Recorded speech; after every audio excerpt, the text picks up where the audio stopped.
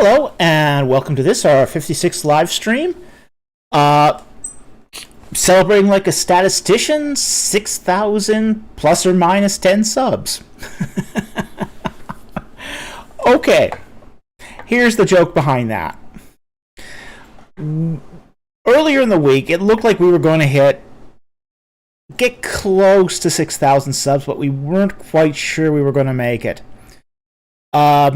Our subscriber trend over the last several weeks has been, well, let's just say a little slower than normal. So we figured, we might hit, 6 or 7 short of 6,000. So we were reminded of this old joke we heard about 3 statisticians that go duck hunting. The first statistician takes a shot at a duck. Duck flies in the air, and he takes a shot, and the bullet passes right in front of the duck. Okay, the second statistician takes his gun and takes a shot at the duck, and it goes right behind the duck. And the third statistician doesn't take a shot, and goes, "Got him!" Well, we were kind of thinking that, we weren't quite sure we were going to hit 6,000, so we thought, okay, plus or minus 10. Well, this week also, we got a shout-out from Inspiring Philosophy, Michael Jones, on David Wood's channel. And now we're looking at, we were off. We were really off, because it sort of sent us way over. So it came to be like 6,000 plus or minus 60. So we were way off, even in our sort of statistical guess here. So, sometimes you get things way wrong. So, we do have a few housekeeping matters. First of all, we are using a new, we've made a lot of audio changes this week. So, I do have an audio bar here where I'm kind of looking at it. If there's something wrong with the audio, we do need to know. So, if we're too loud, we're too soft, it cuts in and out, we're doing audio a very different way. And the reason why we are doing it a different way is we have now incorporated a multi-mic system in both live streams and on taping. Our last video on the Mount Abel inscription was our first sort of attempt to get that working. Didn't work all that great. We learned a lot from that. The content was good. The audio recording left something to be desired. There was a lot of echo. So we learned a lot from that recording, and hopefully our audio at this point sounds a lot better, and we won't ever have that nasty echo problem again. Okay, but with that said too, we've also clipping at hives, I think. Okay. Let's see if we can fix that a little. Properties. I can probably fix the clipping at the highs here. Does that sound any better? Okay, he said BC said that the audio was a bit scratchy, so I've turned it down a little. So is that better? Okay, give me some feedback here. Is that sounding a bit better? So I'm hoping that that'll work. So I turned down the gain a bit. I think that's coming from the audio interface. So we are, as I said, if it's still bad, if it's still clipping at the highs, okay, better so far. That's good. Excellent, good. So with that said, again, we are going to we're going to do what we do every week here, which is take your questions on ancient Egypt and the Bible. Super chats have priority. Oh, the other business we need to attend to. Next Friday, the live stream is going to be a half hour later. It's going to be at 8:30. This is because something completely out of my control. My employer has changed my work hours, so he's keeping me later at the store to essentially to do janitorial work. So that's nothing I can do about that. So next week's live stream is going to be a half hour later. So again, nothing I can do about that. So next week's live stream is going to be at 8:30, not 8 o'clock. So with that said, let's get into this. The rules are always the same, which is super chats have priority. If you want to ask a question that's not a super chat, I ask you to put a Q and a colon in front of it so that I know it's being directed to me. I ask that you ask the question only once so I know I've answered it or I've addressed it.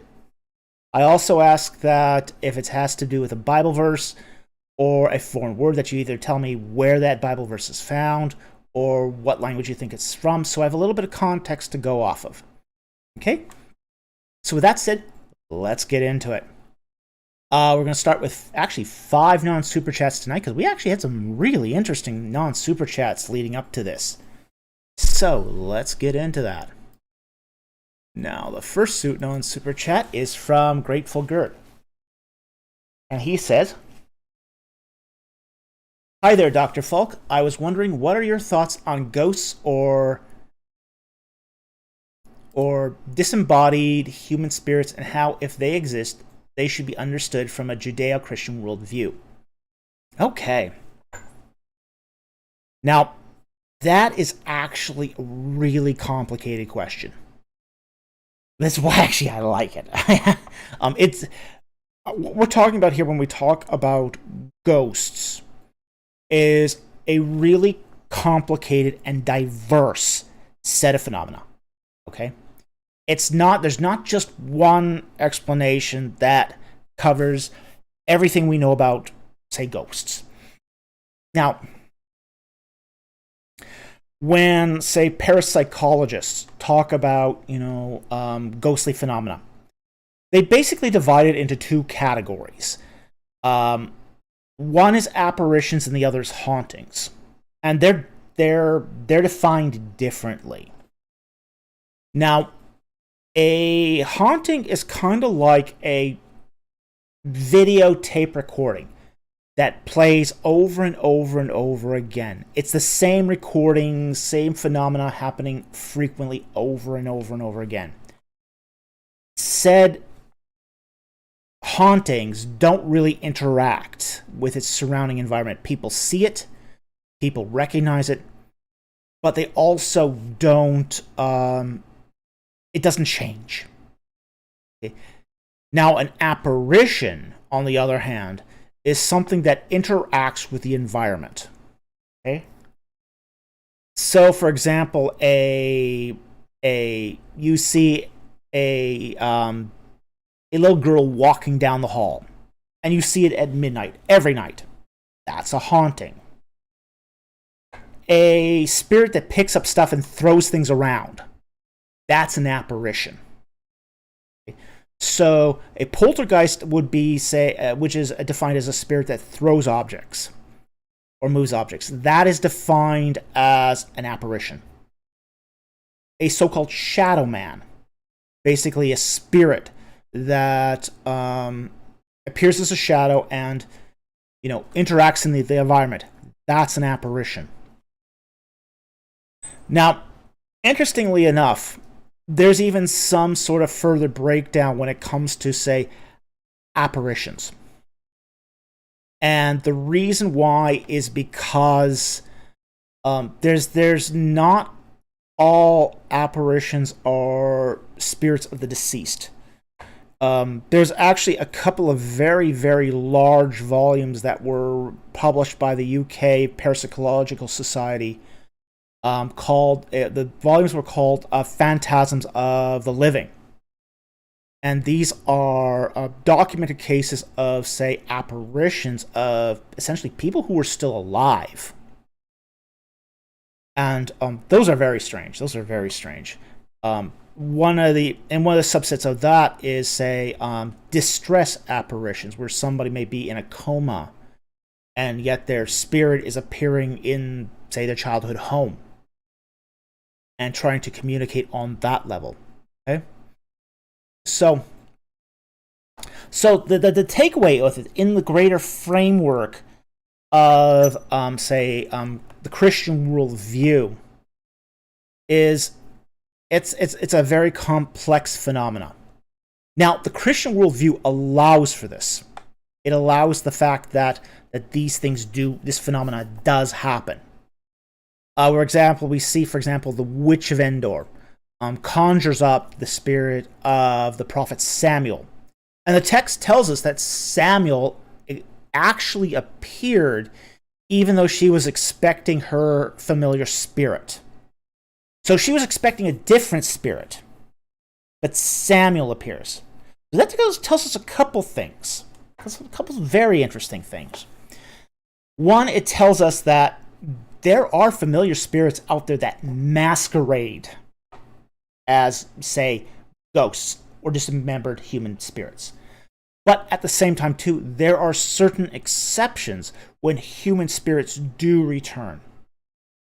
In Jewish lore, we do see that, for example, that it was believed in, say, Jewish lore that the spirit of a deceased didn't actually go to Sheol, which is the underworld, until like 3 days had passed.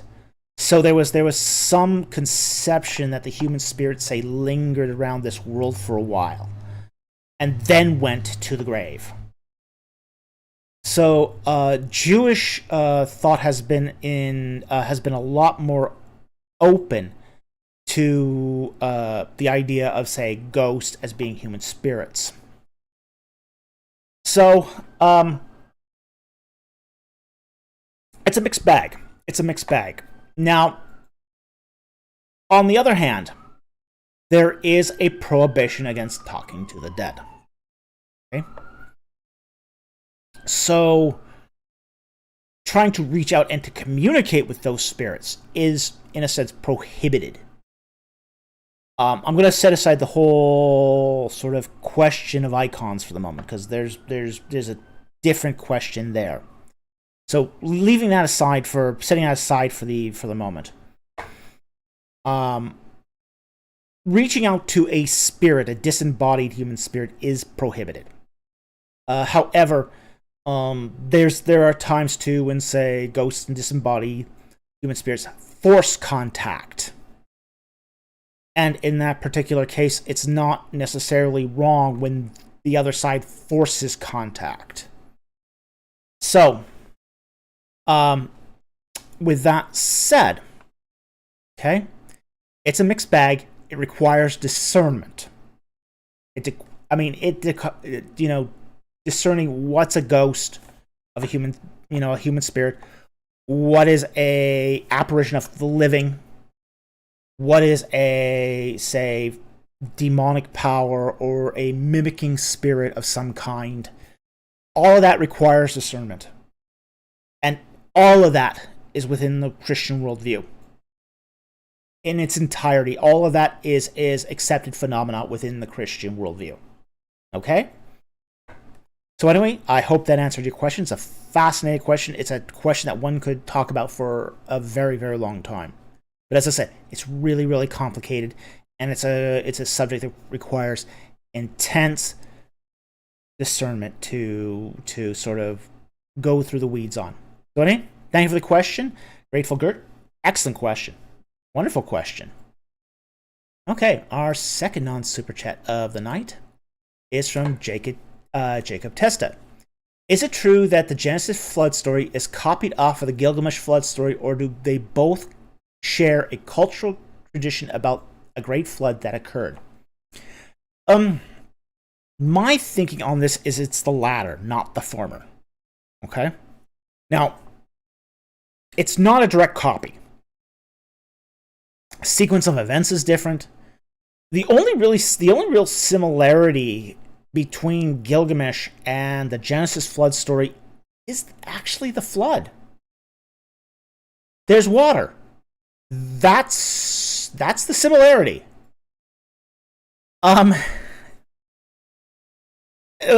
Besides that, there's really no similarity between the two stories. Okay, there's a boat too. Okay, there's a boat too. But that's it. That's really the similarity. There's no other similarities in like sentence structure or syntax or narratival form or any of the other things that we would expect from a direct copy. So what we do seem to have here is a matter of intertextuality. Now, intertextuality can occur in a couple ways.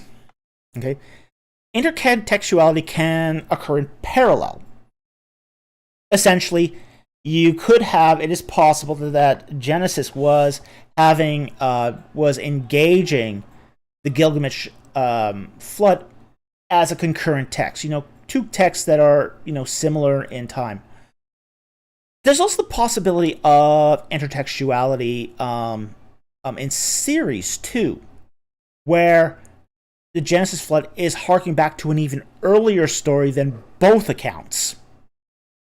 So we can't be absolutely sure which sort of intertextuality is happening here, but there does seem to be intertextuality happening between the two texts. But that's not the same as a copy. We do see some texts that say are engaging a text that borrow a lot more. Like, for example, Psalm 104 is, in a literary capacity, borrowing a lot more from the Hymn of the Alaton, as it does its intertextuality, than, say, for example, the Genesis flood. Okay? So I think there is a connection, there is a tie. There's something that's linking the two texts. But we don't know exactly what and where it's happening. Because we have to remember that even as they're coming out of Egypt, flood stories are... I mean, flooding was a yearly event in Egypt. Okay? So they're coming out of Egypt, and they have an idea of a flood narrative because, Egypt is replete with them. So, as a common theme, Egypt having floods, then you have a flood narrative from Mesopotamia. What's the source of this? Really hard to say.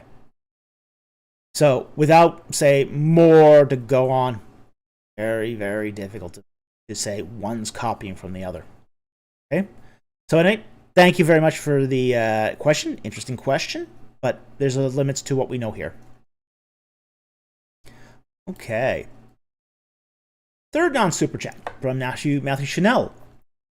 Were the ancient Egyptians approaching a form of monotheism by attributing creation to Ra? If not, would this have developed into a form of monotheism if ancient Egyptian persisted longer? No, okay. Monotheism requires a certain metaphysics for it to take place. And we actually have seen this in other religious traditions too. So, this is nothing surprising. Now, one of those sort of predicates that has to take place for monotheism to take place is the idea of transcendence. And the idea of transcendence is that God makes the creation and is separate from it. Okay? In the case of Ra, he makes his creation and then he dwells within it. Under those circumstances, Egypt would have never achieved monotheism. And, it might have achieved henotheism at some point, but it never would have achieved true monotheism. We do see, for example, in, say, with Atonism, which is probably as close as what we would have gotten to, say, a monolatrous Ra cult. So you could kind of think of it this way, that the closest, let's say, the religion of Ra would have ever gotten to monotheism is actually something like the Aten cult. And in the Aten cult, you have the sun god, who is only worshipped as God, but he's a pantheism because he's not transcendent. He's in his creation just like the other Egyptian gods. Okay? So I don't think that they were ever approaching monotheism proper. Not in the way that, say, the Bible would define it. So, yeah, as I say, the closest they ever got was Atenism, and I think if the Aten cult hadn't existed, I think the Ra cult could have become a form, a cult like Atenism, but it would never have gone beyond that. So that's just an opinion. This is speculative at this point, but it's an interesting question. Okay, question number 4. Mr. Rich B.O.B. What are some resources, areas to research you would recommend for a pastor or someone considering the profession that is not or may not become highly educated, other than, say, John Walton? The thing I think pastors really need to understand, and understand really well, is the languages. Hebrew and Greek. You can go a long ways of that and critical commentaries.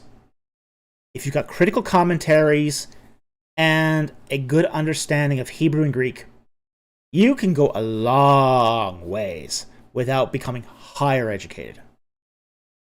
Now, on the downside is it's really sort of hard to obtain Hebrew and Greek at a proficient level without some higher education. Okay? But if you have, say, your 3 years of Greek and 2 years of Hebrew, you can actually go, you can sort of forgo some of the rest and just then rely on commentaries and become an excellent pastor. Now, when I say rely on commentaries, I don't mean Matthew Henry's commentary. That thing should be burned. Okay? And I don't mean Strong's Concordance either. That too should be burned. Tell us how you really feel. Yes, those are resources of 2 centuries ago, and they really are subpar in every respect. Okay, but what you can do is you can take, like for example, if you're doing as a pastor and you're doing a series of John, there's lots of really good commentaries on John. You should be using, I would recommend 5 commentaries. There's libraries out there. I'm not recommending a poor pastor buy 5 commentaries per book. But I am recommending that they have access to a library where they can look up their sermons in 5 commentaries. The distressing statistic is that the average pastor uses 0 to 1 commentaries when doing the sermon. Okay, that's the average, which means your typical sermon is crafted with no scholarly material whatsoever. They're just reading the passage and sort of saying what they want from the passage. The biggest impediment to actually preaching well is understanding the text. When I was doing a lot of preaching, I would spend 20 hours to craft a sermon. Okay, and that's not an unreasonable figure. 15 to 20 hours is a reasonable amount of time to put into a sermon. Now, your first, say, 10 to 15 hours is just reading the text, understanding the text, going through it in the original language and understanding the text and all the nuances of the text. It sort of takes that long to sort of get a grip on it all. Anyone who spends, say, less than 15 hours on a sermon is probably not understanding the text completely. And then you go into the commentaries. Your remaining 5 hours of doing your sermon is actually writing it and rehearsing it and doing that sort of stuff.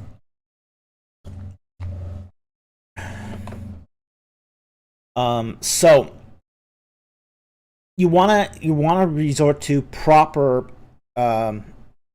resources, such as commentaries, Halot for the Old Testament as a lexicon, Bagda for the Greek New Testament.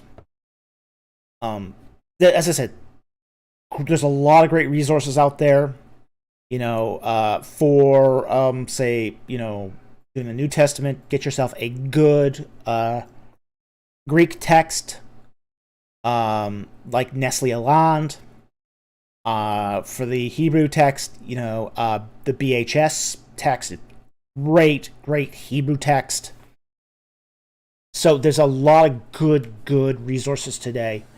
So I've covered a wide swath of them here, but sort of that's how you can do it, say, without being highly educated. It's possible. It's possible. Here's the it's going to take work. Okay? You're not going to get out of the work. And I want to make that clear. You're investing the work in a different way. Okay? You're going to struggle more with the text than, say, someone who's highly educated. There's no shortcuts. There's absolutely no shortcuts to being a competent pastor. No shortcuts at all. You're either going to invest that time up front, or you're going to on the front end or on the tail end. So you're going to invest that time either in an education, or you're going to invest that time struggling with the text. You can be competent in both ways, but you're going to put in that time one way or the other.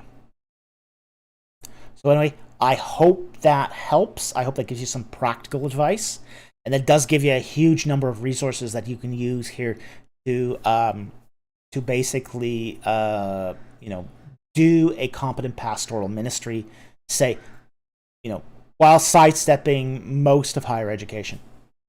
So anyway, thank you very much for the question. It's an interesting question. But again, you're not going to get out of the work. You're just going to put it in a different manner. Okay? So, our final non-super chat question comes from Gabriel Seam. Which people events from Adam to Abraham have the best archaeological evidence for historicity? Actually, there is one person who really stands out, and that's Terah of Urkesh, Abraham's father. Possibly his grandfather. He's possibly his grandfather. But he's the guy that really stands out. And we do have several letters from him in the Mari letters. I think we have something like 5 letters from him. So he is probably the best attested person that's from the period of Abraham and prior. So, in fact, I did a whole video on Terah of Urkesh. So definitely, that's where I would go for this. Again, 5 letters. That's a lot of correspondence for somebody that we didn't even have any inkling existed. Say 20 years ago. So. I hope that answered your question. But yeah, there's really only one that really stands out that we have, say, direct attestation for.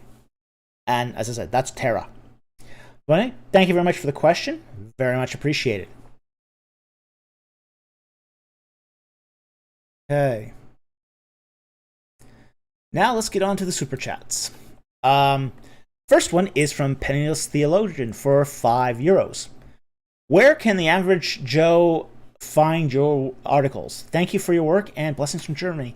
The place where you can go for my articles is academia.edu. And let me see if I can put the URL in.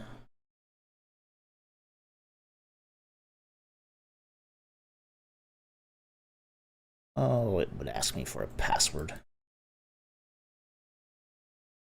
Just a moment.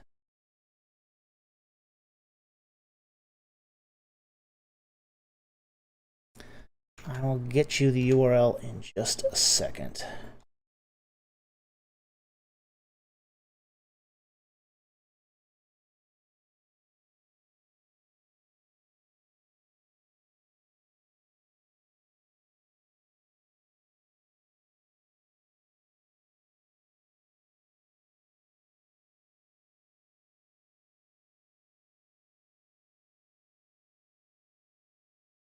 All right. Here is the URL to my Academia account, and you can get, and it's going to be in the live stream, live chat there. Okay, I just put it in there, and you can get many of my articles that I've published, and I'm free to repost there. So I hope that answered your super chat. Other than that, I have a couple books out. For example, the Ark of the Covenant in its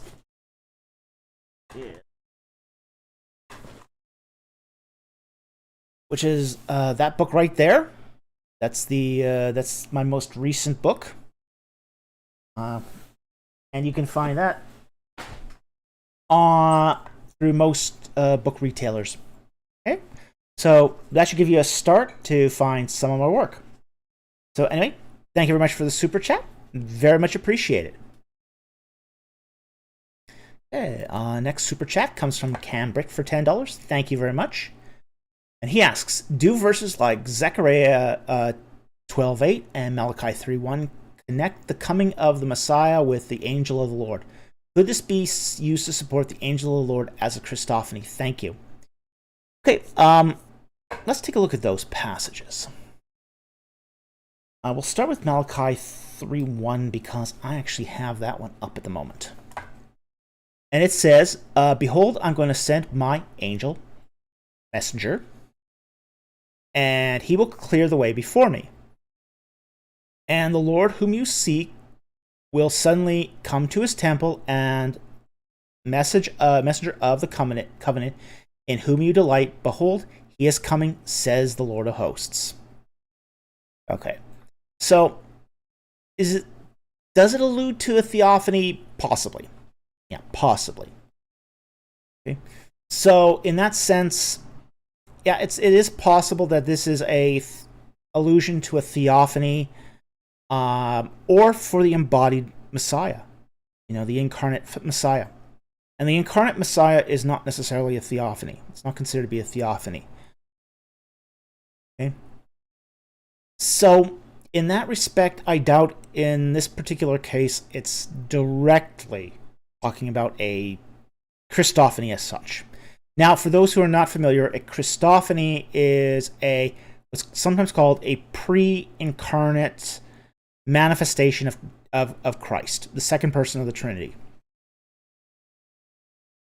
Now, most of the Christophanies in the Old Testament are highly debated. While most theologians don't, they go back and forth between what's a theophany, basically God appearing, versus a Christophany, Christ appearing. And it really comes down to a debate over which person of the Trinity is manifesting himself. The text is never really all that clear about this.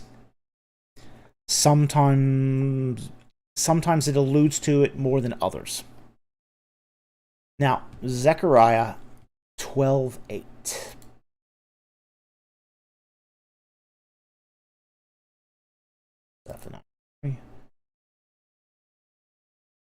The other Z.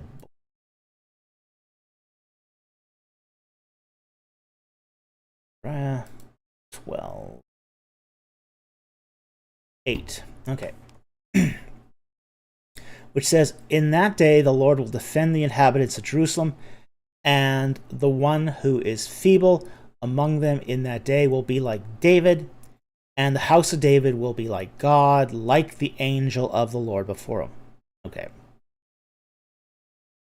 Now, the illusion here is that the one who is feeble among them in that day will be like David.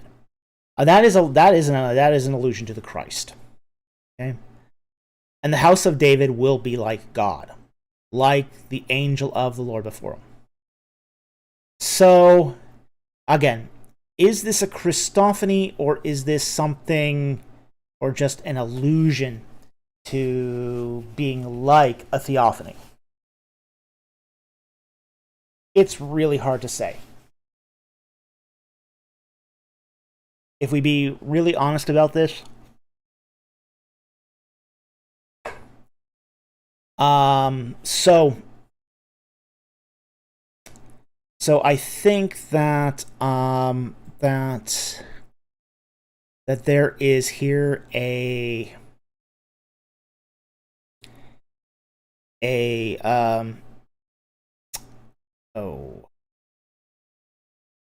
it's a possibility that it could be a Christophany, but there's also a lack of, say, direct support too. So this is one of those that's sort of, yeah, maybe not. It's suggestive. It's definitely suggestive. But again, like all, say, whenever we talk about the theophany, Christophany debate, it's finding that sort of direct link that's always going to be, a little iffy. Okay? So anyway, thank you very much for the super chat. Very much appreciated. Okay. The next super chat is from Pseudonubis for $10. Thank you very much for the super chat. Egypt has been described as the breadbasket of Rome. If Egypt had a surplus of food, how is it that ancient Egyptians so frequently faced starvation, as you have previously said? Okay, the reason is because of diversity of agriculture. Okay. Now, in ancient Egypt, we have to kind of understand that before the Roman period, not all land was used for food production. Some of it was used for growing linen. Some of it was kept as marsh, because the marshlands were used for hunting. They were used for the production of papyrus, for fishing. So the delta served a whole lot of functions beyond just agriculture. Now, when Rome takes over, they strip the linen fields. They basically tear up all the linen fields. So linen becomes a scarce commodity in Egypt after Rome takes over. Okay. So, and it's done primarily to produce food. Okay. So the cost of other commodities starts skyrocketing as a result of Rome's change in agriculture. Now, after the Islamic invasion, that reverses. Where land for food is torn up and is then replaced with the production of, say, cotton and linen. And when that happens, people start starving en masse. So it all's going to boil down to how, like, for example, during the Islamic rulership, they rip out all the papyrus, as much of the papyrus in the Delta as they can, to make land for production of cloth that they can then trade into the East. Okay. So it is all based upon what is the mode of production here. How is the land being used? What considerations are being made towards the native population? The fact is, Rome didn't care. Rome didn't care if Egyptians ran around naked. Didn't care one bit. The Islamic rulers did not care if the local population starved. Didn't care one bit. So it's all going to depend upon modes of production. So that's why we have, for example, in Rome, for Rome, they exported two things from Egypt: papyrus and food. Essentially, emmer wheat and barley. So we do have to keep that in mind, that in the case of Rome, they just tore up all the linen fields. So that's how they compensated. That's how they increased food production. So anyway, I hope that answers your question. Thank you very much for the super chat. Very much appreciated. Okay. Another. Oops, that should not be there. Let's see here. Please.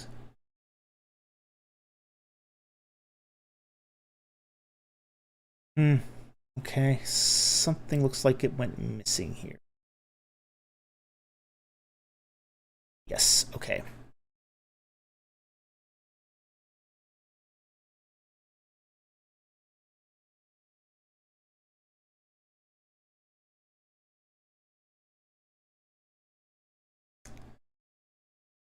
All right. Another super chat from Pseudo Anubis. Thank you very much for the super chat. And he says, would Egyptian charioteers have been primarily comprised of noble hereditary warrior class similar to later classical medieval cavalry? Thank you very much for the super chat. Great question. The quick answer to that is not necessarily. Now, it is possible for somebody of a lower class to have basically become a charioteer. Now, the thing with being a charioteer is you just had to have the money to buy the chariot. If you could scrape the money together, anybody could become it.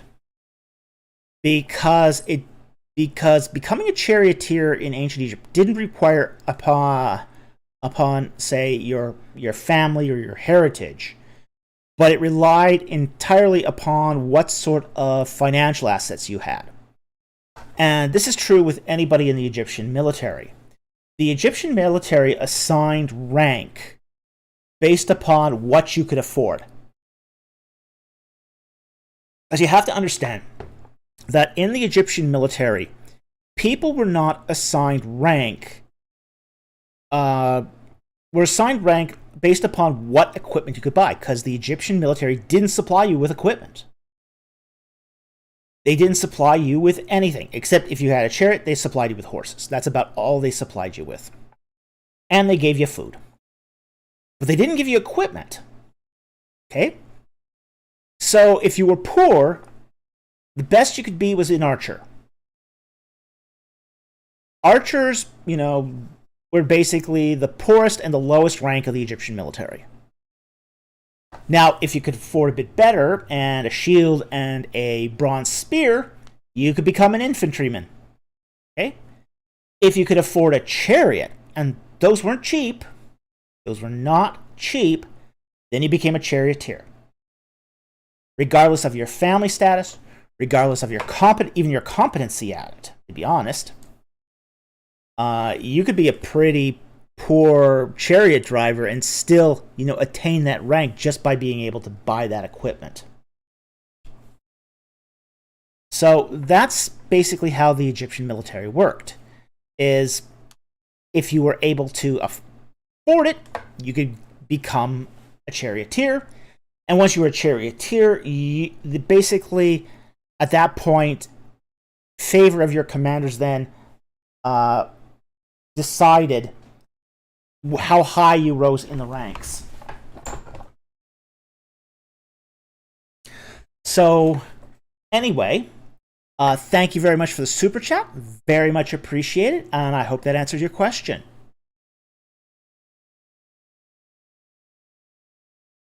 Okay, let's get Twidget up here. Our next super chat comes from the Camel Leopard for $10. And he says, Shabbat Shalom. What is the significance of Horeb being Ahar Ha-Elohim in Exodus 3? Did have religious significance before Moshe? Was it a polytheistic site?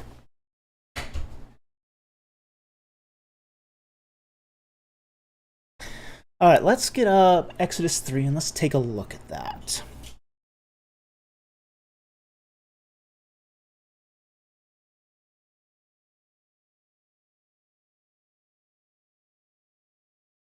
Exodus 3.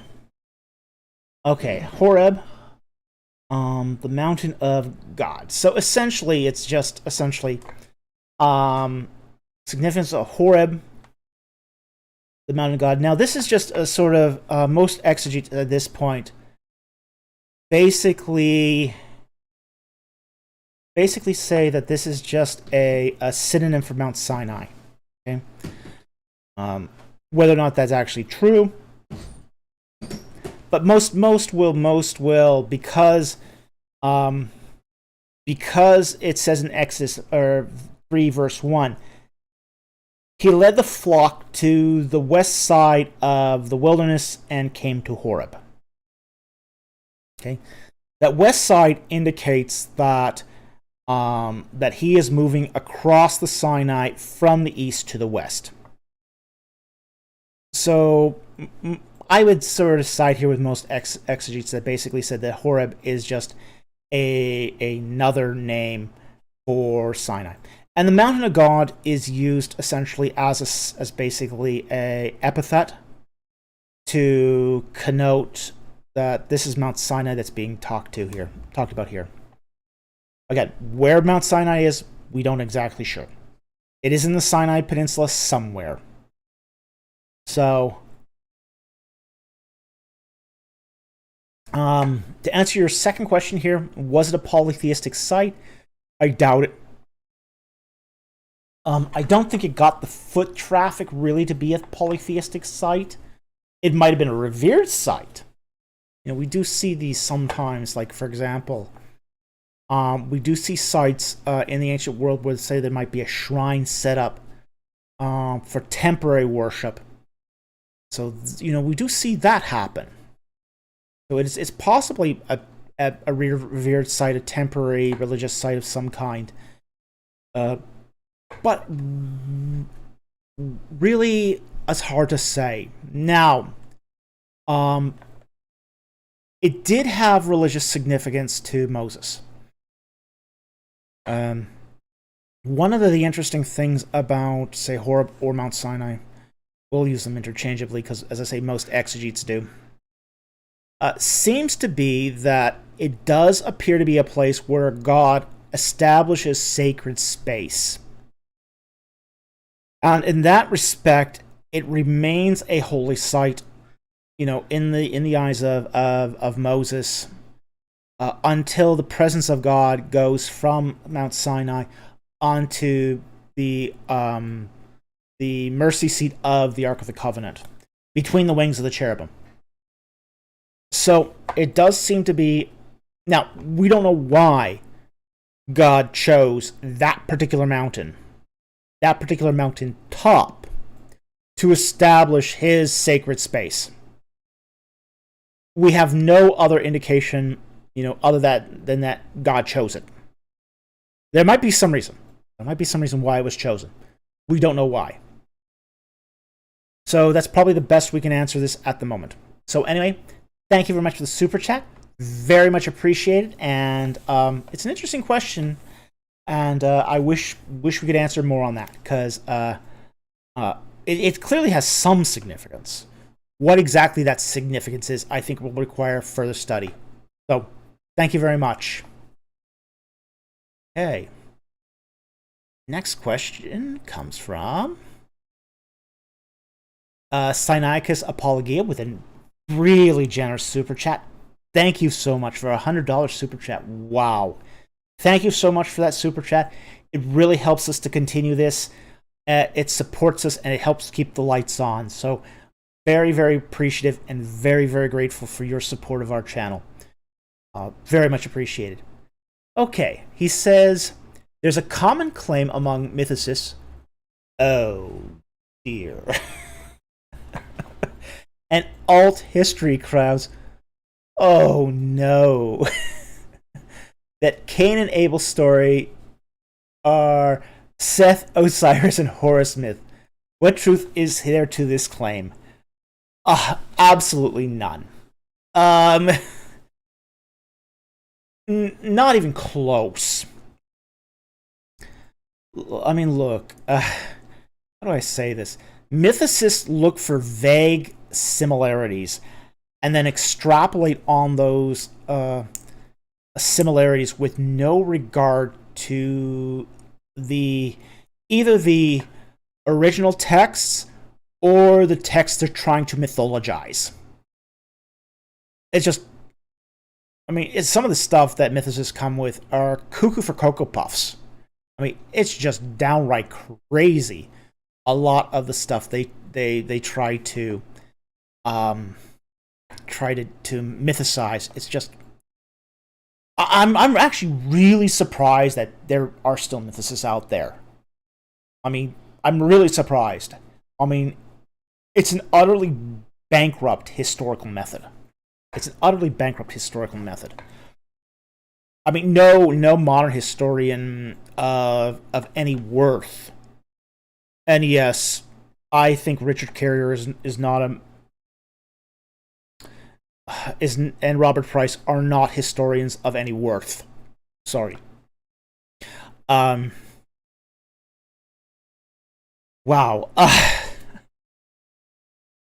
Yikes. Eesh. Okay. Let's get back to the claim here, because I think that's worth it. Seth, Osiris, and Horus, that whole Osiris myth, has to do with the unification wars of ancient Egypt. That's what it has to do with. That's the purpose of that. Osiris is the king of the gods. Seth is the god of Lower Egypt. Horus is the god of Upper Egypt. Okay? Essentially, Lower Egypt knocks off the king of the gods. King of gods is dead. And now Seth and Horus fight over dominance over Egypt. You know, and Horus wins because he's Upper Egypt and he unifies the country once again. That's the entire purpose of the Osiris myth. It's about the unification wars. Cain and Abel and Seth have nothing to do with this whatsoever. It's crazy to even sort of, you know, it's a whole different narrative. You know, the Cain and Abel story is as much about agricultural methods. You know, Cain is a sedentary farmer. Abel is a pastoralist. Cain knocks off Abel, and then Seth is born as a replacement, basically to restore the clan. So you have here clan politics. You have the extolling of pastoralism. It's essentially a story to get Israelites in that mode of thinking, of becoming pastoralists and maintaining clan unity and cohesion. The Osiris myth has nothing to do with this at all, because Egypt was not a clan-based society in any way. So, wow, yikes. So anyway, I think that pretty much summarizes the truth of this claim. I mean, it's just, again, a bankrupt historical method that just makes no sense at all. Okay? But I really appreciate the super chat. You were trying to yank my chain, right?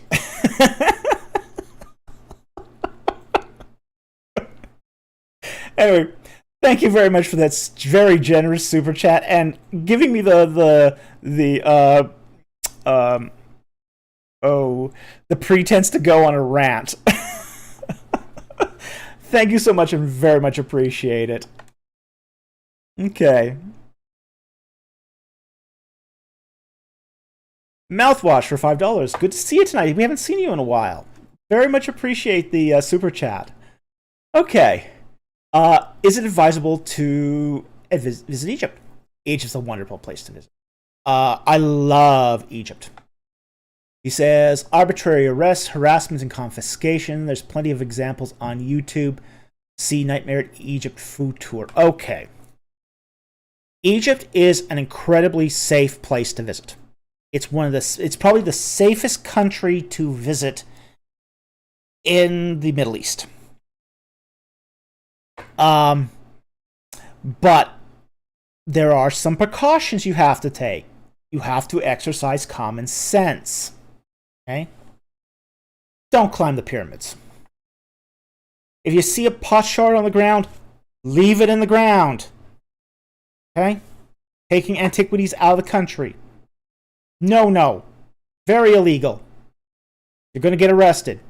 You're going to get harassed. There will be confiscations. Okay? But, I see that Kenny has just arrived. So, just alerting my wife that Kenny has just entered the building. Okay. Again, common sense. Don't go to the shady parts of Cairo. Cairo has bad sections just like any city. Now, watch your bags. Okay? You're not likely in Egypt to be mugged. Physical violence is very rare in Egypt. Okay? They will steal your bag, however, if you leave it alone for a second. Okay? They'll steal anything that you don't hang on to. But it's one of the few places that women can walk the streets without being molested in the Middle East. You know women can go to Egypt without an escort.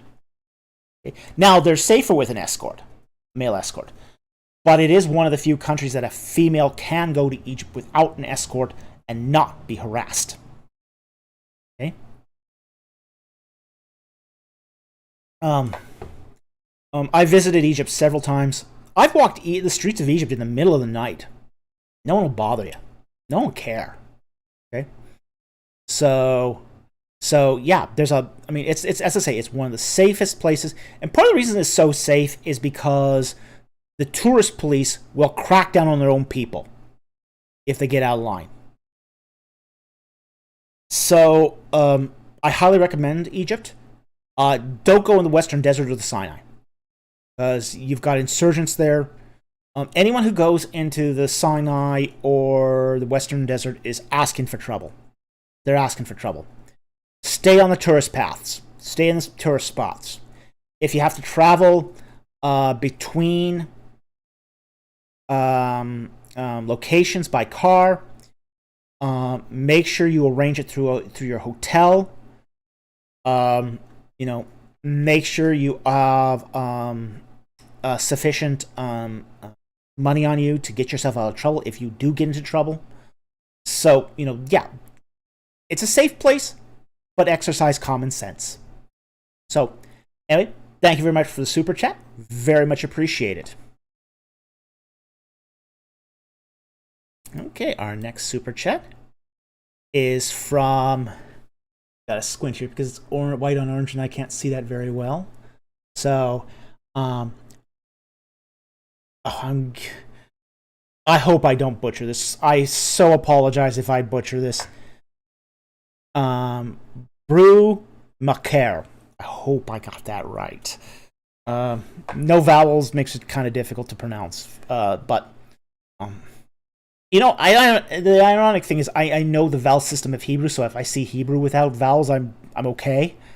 But for some reason, Latin letters without vowels throws me for a loop, and I don't know why, but it does. I can still usually read it, but yeah, it can throw me for a loop. So I hope I pronounced that right. Thank you very much for the 1999 super chat. Very much appreciate it. And he says, thanks for the amazing content, Abraham. Well, thank you, Abraham. Wonderful. We do our best. We try to bring the best ancient Near Eastern content we can. We try to make it a balanced mix of the Bible and ancient Egypt and the ancient Near East. Sometimes we'll lean to more to one side than the other. But we try to have, say, a broad spectrum of content that sort of educates people on, say, the context out of which the Bible came. So, if it's Egypt, we want to give you lots of contextual material so you understand the culture. If it's about Mesopotamia, same deal. We want you to know about their context too, so you can understand, when, for example, they go to Babylon or Persia's in control. We want you to have that historical context. So this is why we've done this channel, is so you can understand, the ancient Near East a lot better. So, super chats like this are really encouraging. So thank you very much for that encouragement. Thank you very much for that super chat. We really appreciate it.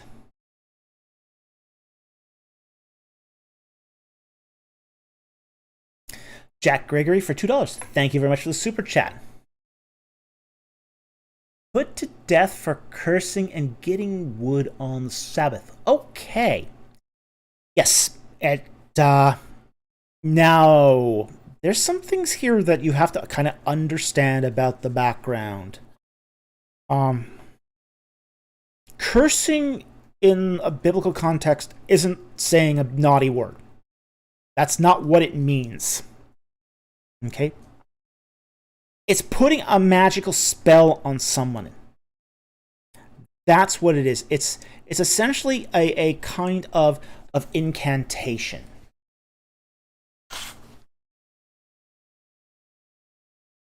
Essentially, what a curse in the ancient context is, and we see this, for example, an example of this is in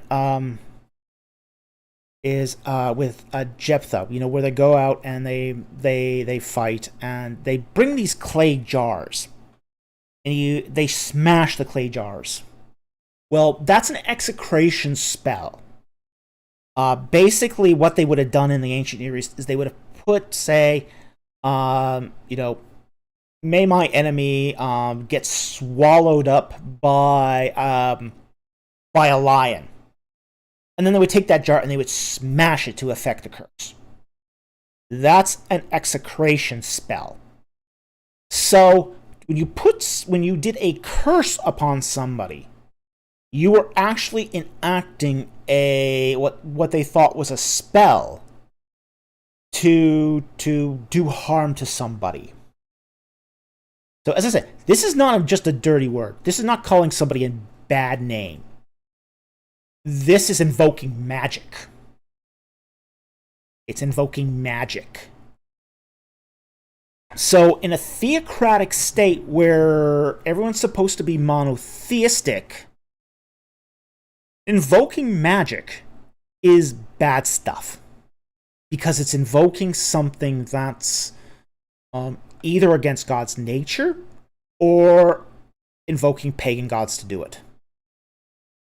Either way, that's just not going to fly in, say, the theocratic state of Israel. Just isn't going to fly. Now, so that's what happens when you did a curse in ancient Israel. Now, the getting wood on the Sabbath. Now, the Sabbath law was treated very, very seriously for a different reason. In the case of getting wood and breaking the Sabbath, it comes down to the perpetual ordinance of the Sinai covenant. So in the Sinai covenant, every covenant has a stipulation. basically what they call the sign of a covenant.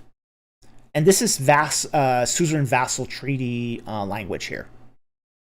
So in the case of the Sinai covenant, the stipulation was, yes, you keep the Ten Commandments, but your sign that you're keeping the law is a perpetual covenant, a perpetual sign that you keep the Sabbath. So again, for the theocratic state of Israel, their sort of guarantee that they're keeping the law is the keeping of the Sabbath. Now, you get to the end of Deuteronomy, where you get the blessings and the curses, and basically they say, Moses warns the people, if you keep the law, you will have blessing and protection and prosperity and holiness and all that good stuff. If you don't keep the law, famine and sword and pestilence and exile. Okay? So there was times when those who broke the Sabbath were, putting the whole community in jeopardy. They're putting the whole community in jeopardy by risking the community to the curses of the covenant. So that was treated pretty seriously. It's treated pretty seriously. And we have to understand, again, this is a clan culture. This is a clan society. One person of the clan acts up, the whole clan's held responsible. That's the way clan politics works, is on a system of communal guilt. This is why, too, when, say, a murder happens outside the town, that they don't know who did it. The closest town takes an oxen out to the site of the murder, breaks the neck of the oxen, and basically says, we don't know who did it. It's not us. We give the sacrifice so that the clan is not held responsible for this. Because there was such a strong concept of communal guilt in the clan-based society of ancient Israel. So, I hope that answers your questions. You actually had two questions there, because they are different. They are different, and they're predicated upon different grounds. Sonny, thank you very much for the super chat. Very much appreciated.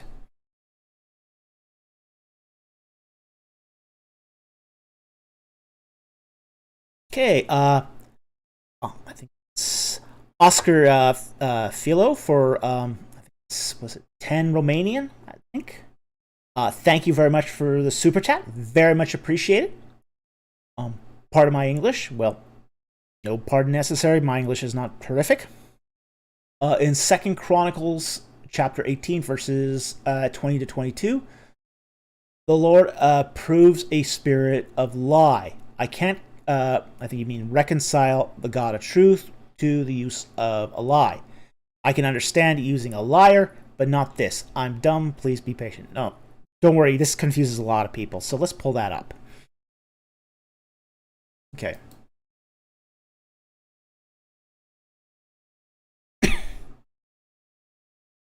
So, 2 Chronicles, chapter 18.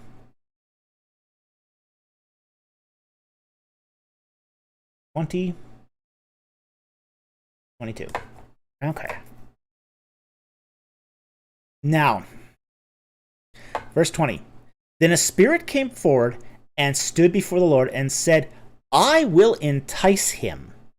And the Lord said to him, how? And he said, I will go and be a deceiving spirit in the mouth of all his prophets. And then he said, you are to entice him and prevail also, go and do so. Now, therefore, behold, the Lord has put a deceiving spirit in the mouth of these your prophets, for the Lord has proclaimed disaster against you. Okay. Now, when it comes down to stuff like this, we have to talk about what's primary and secondary causes. And a primary cause is essentially the idea that God has ordained something and has decreed it. He decrees it, he causes to be, and the direct responsibility for that action comes from God himself. A secondary cause is when another agent does something with the permission of God. Okay? So what we have in this text is actually what's called a secondary cause. So what we have here is a spirit coming forward and volunteering to deceive. Now, we don't know what kind of spirit this is. Now, again, verse 19, who will entice Ahab, king of Israel, to go and fall at Ramoth Gilead? And one said this while another said that. Okay? Essentially, there's a debate going on. Now, in this here, we can, defer to, say Michael Heiser's conception of, say, the Divine Council, where the Divine Council is not just God's faithful spirits, but the unfaithful ones also, the evil spirits. Because we do know that prior to the resurrection of Jesus Christ, unfaithful spirits also had access to the Divine Council. Basically, this collection of angelic-like and higher divine beings. Okay? So here's the spirit that volunteers. He says, I don't mind bringing this guy to his death. I'd get some jollies out of it. And God said, okay, yeah, go do it. Go do it. But there's a condition. You're going to go do it? Do it all the way. Don't spare Ahab. So what we have here is sort of the sovereignty of God basically saying that I'm not going to cause him to do it myself.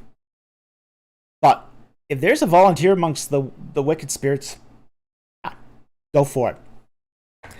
And, and frankly, no spirit here was compelled to do this.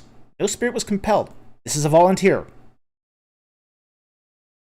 God didn't make him do it.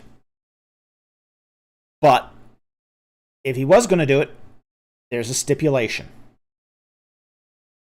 So this is the secondary cause of the evil spirit doing what he's doing within the utter sovereignty of God himself. So there's limits, there's caveats, there's conditions that evil spirit has to operate within. Okay? So God is basically using what, say, the evil spirits do to basically direct a greater purpose. And that greater purpose is the death of Ahab. To get him where he's supposed to be for his ultimate fall, judgment and fall. Okay. So it's not so much that God is he's not lying himself. He's not the primary cause, but he's allowing the lie to happen to affect this.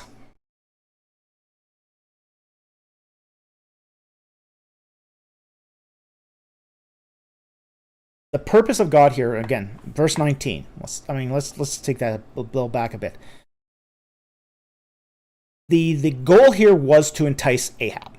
That's the call. That's what God wants out of this, is to entice Ahab to go up and fall at Ramoth Gilead. That's sort of the goal God is providing. And that one said this while another said that shows you that there's a debate in the Divine Council. So they're debating means. They're debating means. And then the evil spirit basically then suggests that he will entice and lie. Okay? So, again, God is not the author of this. God is not saying that he would be necessarily the means that he would use in a perfect, say, situation. But he is allowing the evil spirit to function in his capacity of being an evil, deceiving spirit as the secondary cause to ultimately achieve God's greater glory in all this. Okay? So, I hope that explains it. It does throw a lot of people for a loop. But again, we have to break this down into primary and secondary causes. God is not the author of evil, but if an evil agent does his thing, it's done under God's sovereignty, and it is done with God's knowledge, even though not necessarily what God would prefer. In this case, what God would prefer was that Ahab be obedient. That's what God would prefer in this situation. God would prefer Ahab being a righteous king. That's what he prefers. But he wasn't. He was a wicked king. He was a bad king. So God let another bad spirit deal with a bad king. That happens.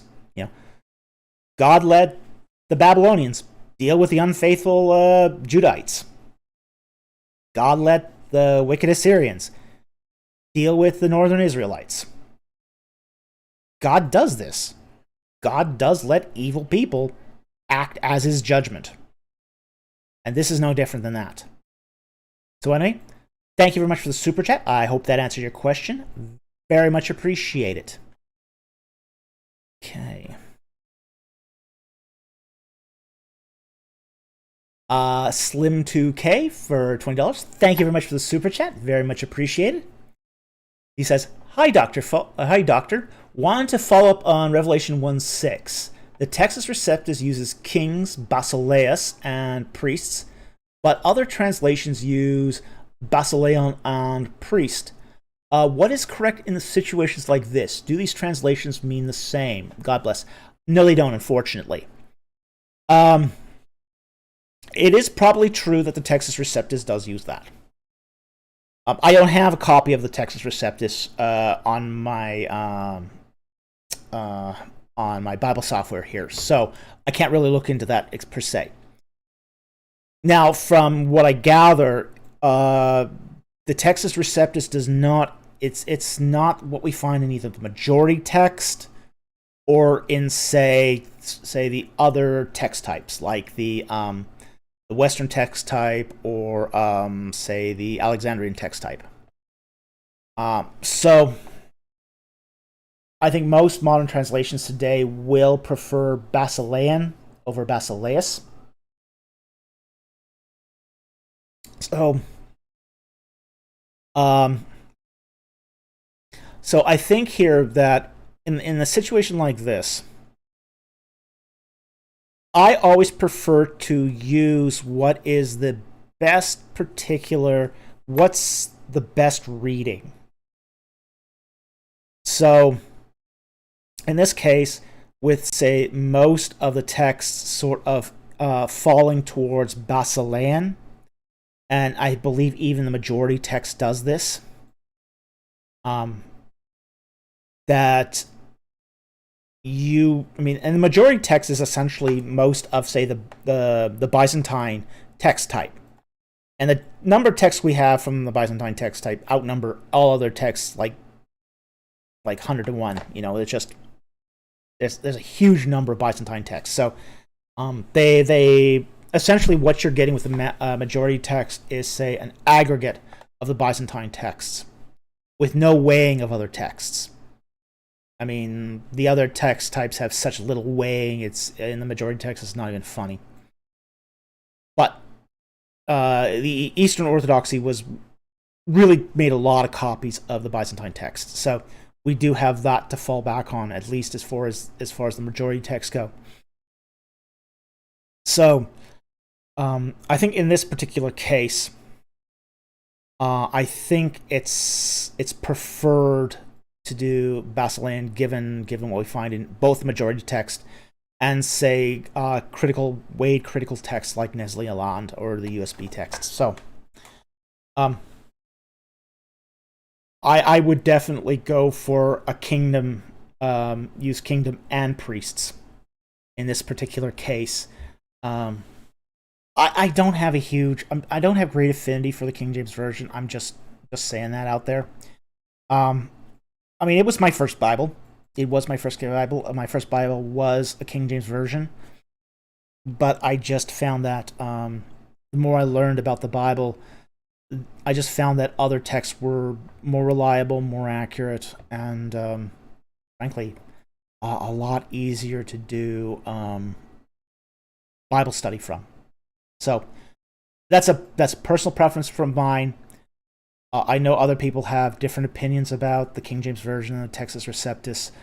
I actually think in some ways the Textus Receptus is a lot less controversial as far as, people agreeing that it's kind of a mediocre text than, say, the translation, the King James Version translation itself. A lot more people would basically cling on to the King James Version as the only translation to read over the Textus Receptus itself. So, that tells you something right there. So, but I think given the particular nuances of, say, that text, open it up quickly. Pressure here. 6.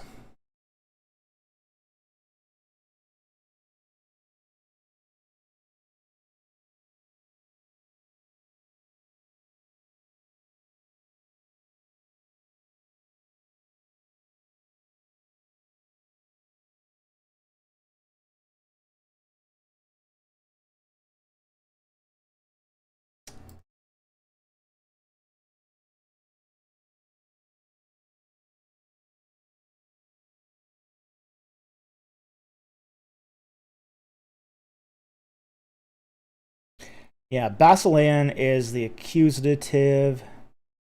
So you got a double accusative there. So, I do think it, given that the best texts, whether Western or Eastern, lead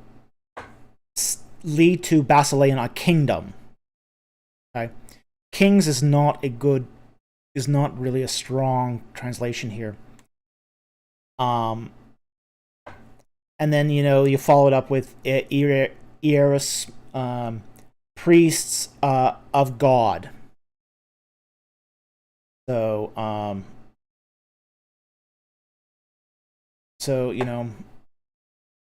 he made us a kingdom, priests. Dative, yeah. So priests for God. So, I do think here that that in a situation like that, you have to go with, again, what's the best text, and then once you have the best text, and the Textus Receptus here does seem to be in the minority position. Once you have that, then you translate. And then at that point you decide. And ultimately, it's going to come down to what's right for you as far as what sort of textual traditions you think are appropriate for you. Basically, the text critical work will take you back to probably what's pretty close to the original source text. But there's other factors involved in a translation. There's, people have their traditions. have their traditions, and I would never look down on those traditions. But to say those traditions are necessarily most accurate based on the text you're talking there, say, a subjective evaluation versus an objective evaluation. So, I would go definitely here with kingdom. And it's basically a kingdom, comma. I mean, it's the priest is not in the genitive either, so it's not a kingdom of priests. It's kingdoms, comma, priests for God. So anyway, I hope that adds some clarification on that. So, I mean, I agree with you. Probably the Textus Receptus does use kings. But, again, what does the majority text say? What does the source, what does the weight critical text say? And then you have to translate from there. You have to make that determination and then translate from that. So, anyway, thank you very much for the super chat. Very much appreciate it. Again, I hope that added a little clarity. So, thank you very much.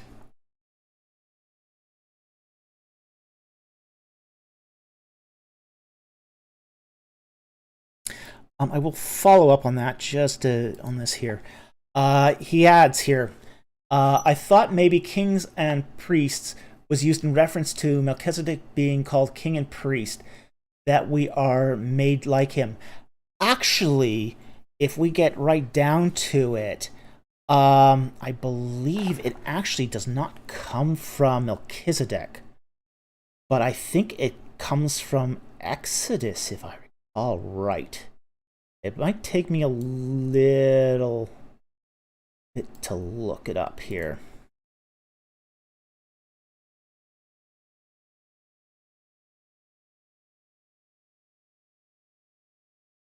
Let's see if I can find this quickly.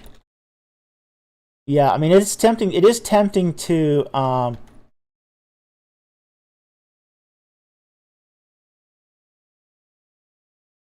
here find this. Might have to look another time.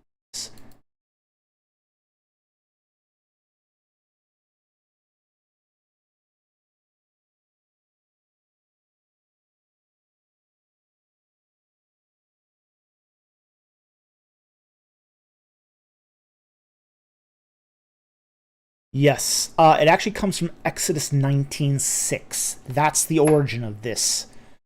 So, and pop that up.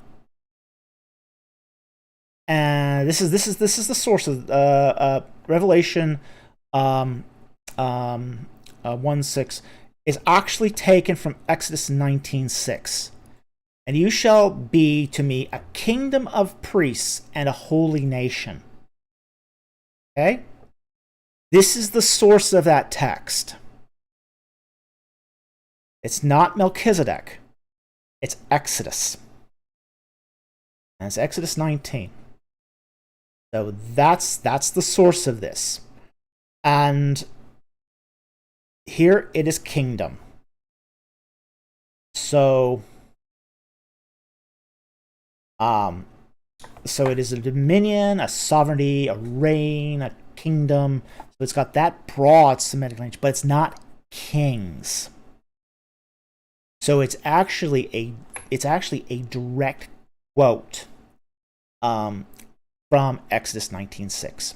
So there you go. Now you know the source. I'm going to take that little bit from mouthwash here. But that was the old covenant. Yes, it is. And that's because some of the old covenant is still around. But, every jot and tittle will, none of it will pass away. The word of God is forever. Old covenant is not completely disposed of. It's just not completely disposed of. It is the promise that, hey, the law will live in our hearts and on our minds. Basically it says, on our hands and on our foreheads. It's It's righteousness. And that's what the kingdom of Christ is. A kingdom of priests, a holy nation. One not built by human hands. Okay, let's get back to the super chats here. Oh, we had some really nice diversions there. Let's see here.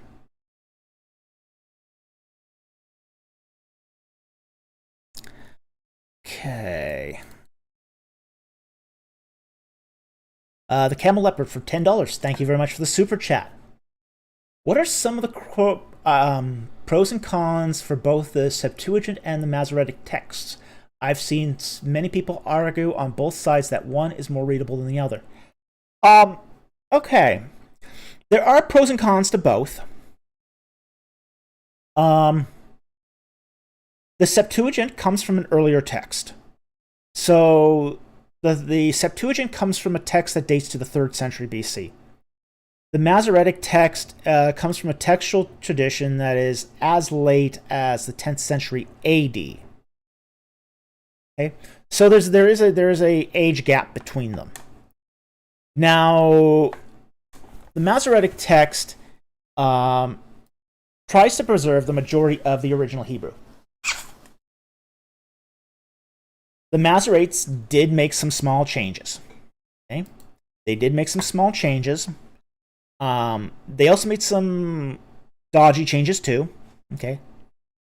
On the other hand, the Septuagint is the Greek translation of the Old Testament, and as a translation of the Old Testament, they do make some word choices that every translator has to do.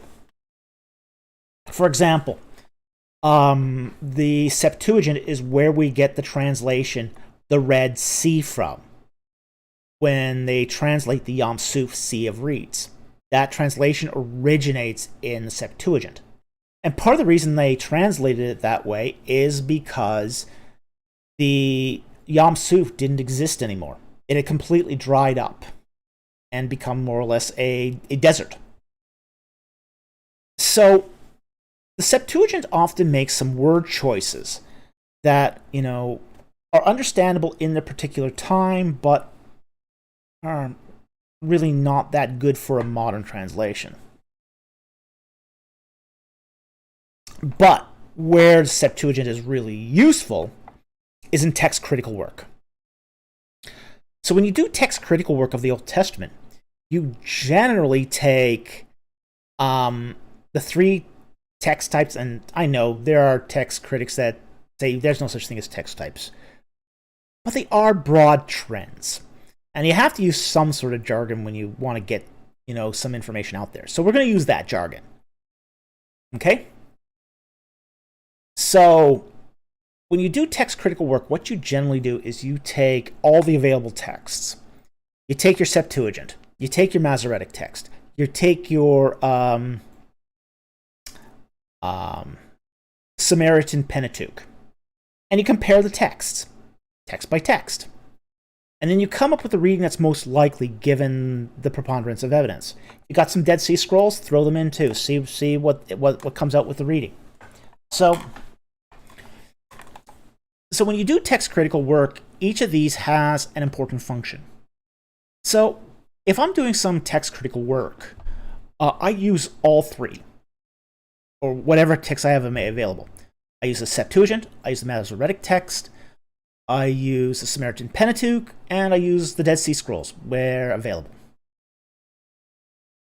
So I don't think one is superior to the other.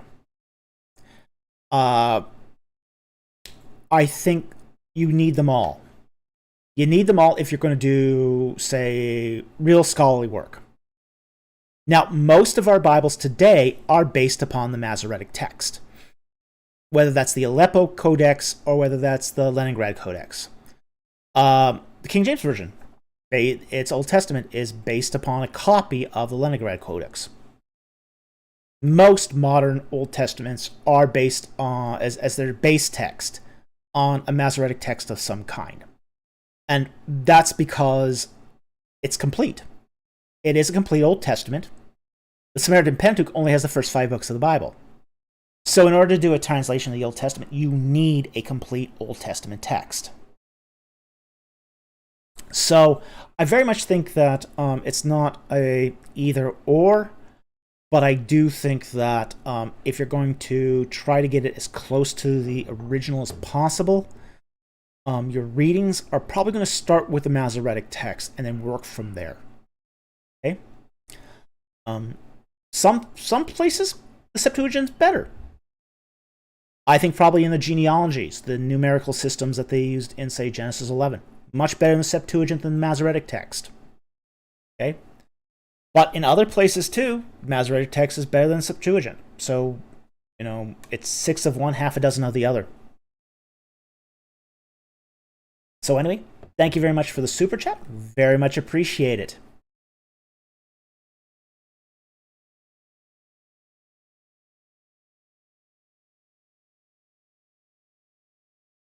Okay. Mouthwash for $5. Thank you for the super chat. I can't believe that Teru is really Terah. Really? No textual variant says Urkesh. It says Urkeshdim. Okay? It says Urkeshdim. Now think about that for a moment. Who's the second best attested before the Patriarchs, excluding Hammurabi? Oh, that's cheating. That's cheating. Oh, definitely cheating. Hey, your best friend just showed up.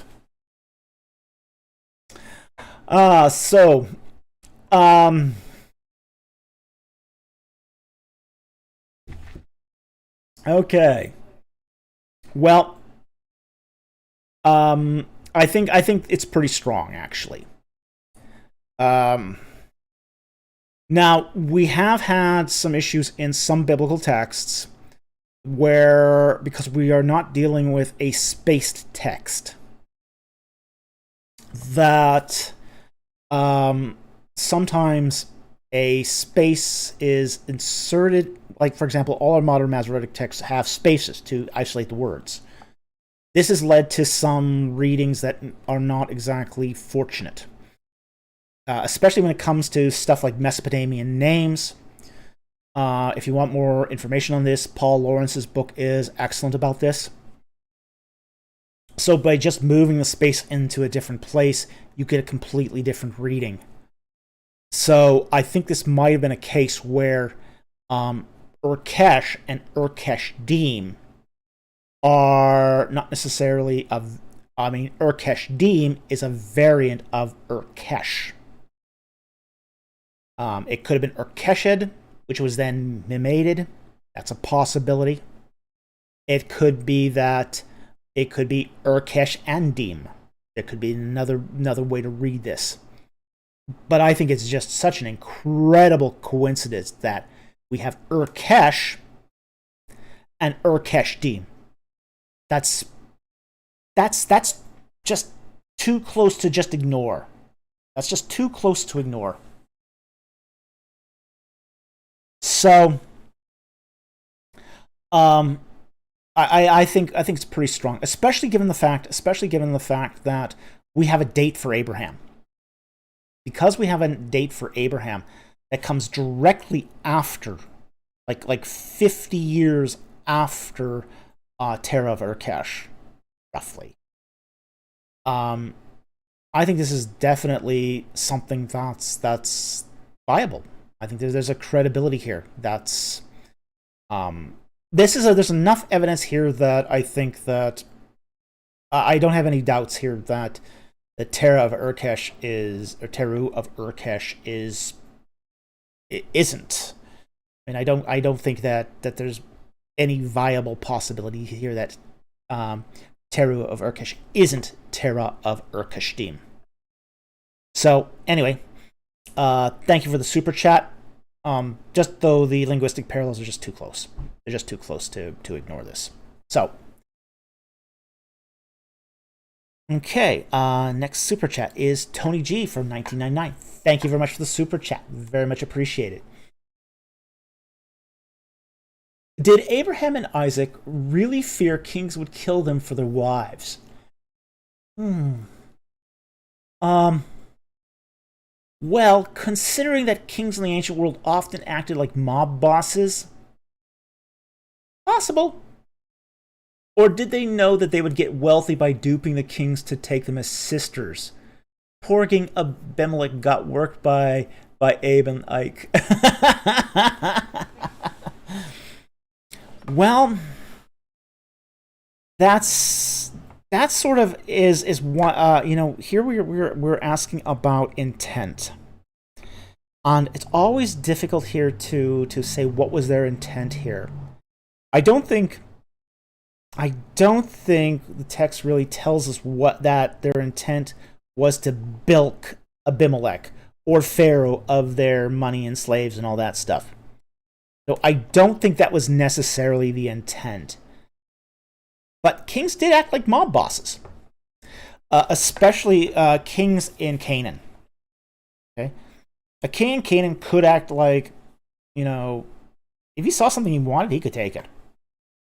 So I think that's a possibility, and I don't necessarily doubt the text here, but I do think that that what you suggest here is also possible as well, even though we're getting into empty conjecture at this point, where we're ascribing a motive without necessarily having the evidence for that motive. So, yeah, Mr. Empty Conjecture should show up here, because that's really what we're talking about at this point is empty conjecture. So, the other thing is here is Abimelech didn't get worked over twice. Okay, we should be careful about that too. But there's several Abimelechs. Okay, there's a lot of Abimelechs in the Levant. Abimelech was an exceptionally common name for kings in the Levant. I think we record something like 20 Abimelechs in the ancient Near East. I mean, really, really common. And essentially, it's the word Abimelech, the name Abimelech means, my father is king. So any prince is going to be named, a lot of princes are going to be named Abimelech. Well, because if your father is king, likely you're going to be king too. Funny how that works. So it's not the same Abimelech getting worked over by both Abraham and Isaac. They're different Abimelechs. It's the same lie, though. Funny that too. So I don't think this was a get-rich-quick scheme. I don't think this was intentionally trying to bilk them, and I don't think it's the same Abimelech. But I do think that to go beyond the text here would be, as I say, sterile conjecture. So anyway, I hope that helped. Thank you very much for the super chat. Very much appreciated. Okay.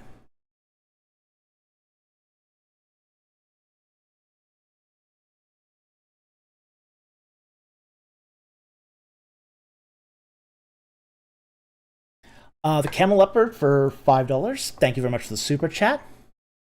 Is there any mythological connection between the Milky Way and the bovine sky goddess of Egypt? No. I think you're talking about Hathor here, if I'm guessing correctly.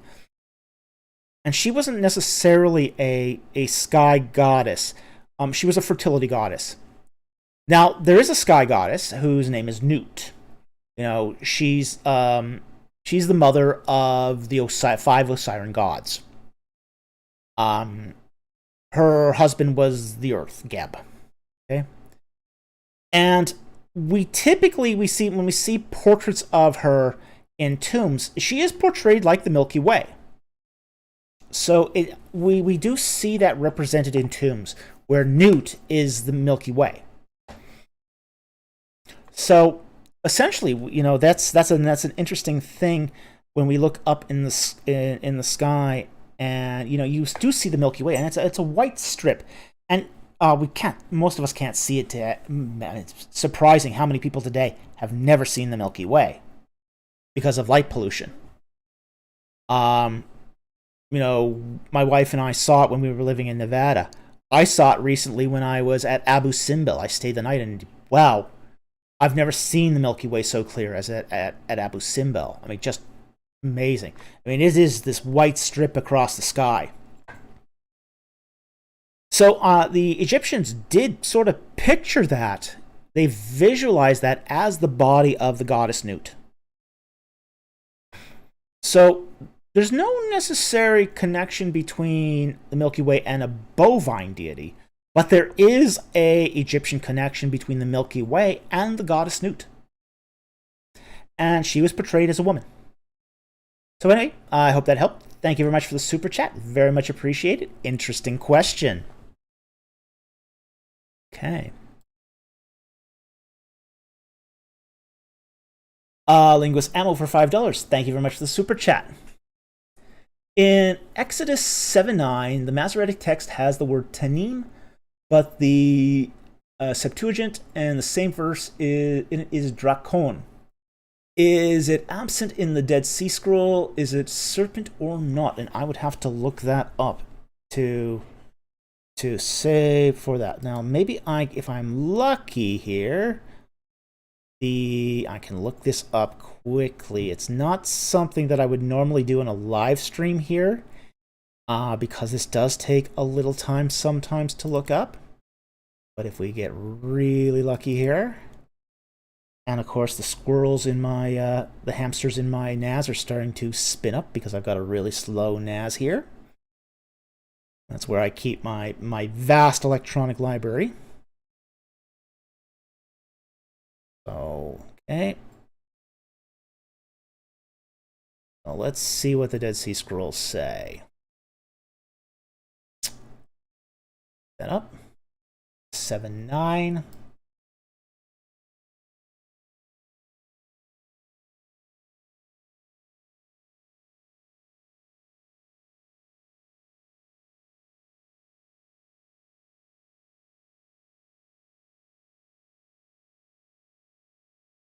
Exodus 7. Of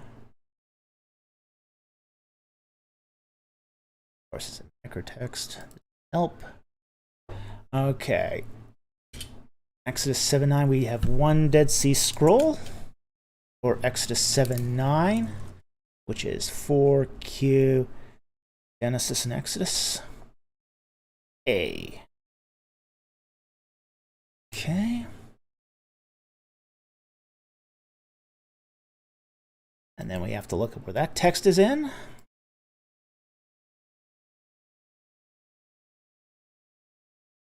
And that text is in 4Q, Exodus 1. That's in volume 12. You can see why it takes a while to look up anything with a Dead Sea Scroll, because you've got to cross-reference, half dozen volumes sometimes.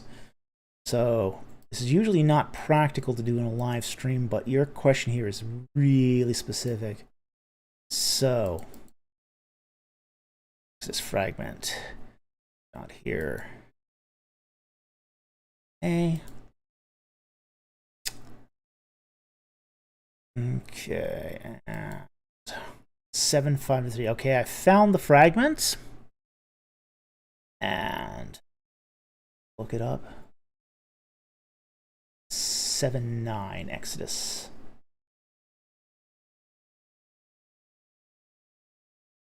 Seven, 9.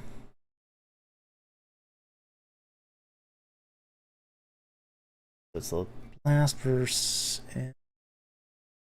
So 10.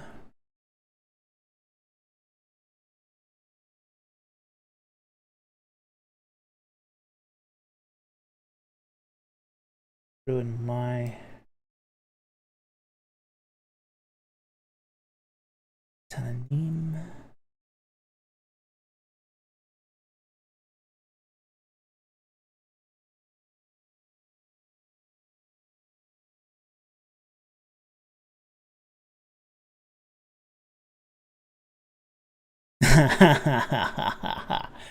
Yep, and this is what happens sometimes.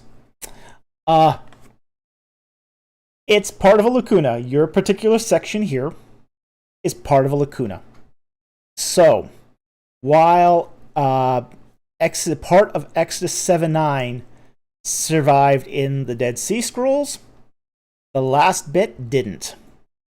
And this is one of the hard knocks of using the Dead Sea Scrolls, is they have been sometimes quipped to be the Dead Sea Scraps, because you only get pieces of text. So you're not going to find it there because it didn't survive. It was part of the fragment that didn't survive. So while I found the text, at least the piece of that text that survived, that particular fragment does not have that last piece. So your best option at this point is to look it up in the Samaritan Pentateuch and see what it says. And if the Samaritan Pentateuch also says Tananim, then what you can do here is then you can just say, okay, a Septuagint using Drakon is essentially a translation of Tananim. And what I best recall, the Samaritan Pentateuch, and I'm not going to look it up here because I've already used enough time to do one Dead Sea Scroll search. I believe it also says Tananim. Okay. So, you're not going to find it in the Dead Sea Scrolls. It just didn't survive. So, I hope that helped. You weren't wrong in thinking you couldn't find it because it didn't survive. But that particular text did. We just got the middle of the text, not the beginning or the end. So, and that's just the ups and downs of using the Dead Sea Scrolls. So anyway, thank you very much for the super chat. Very much appreciate it. I did answer the question. It's just, unfortunately, sometimes it ain't there. Because mice or mold got to it first. So, thank you very much. Very much appreciate it. Okay, and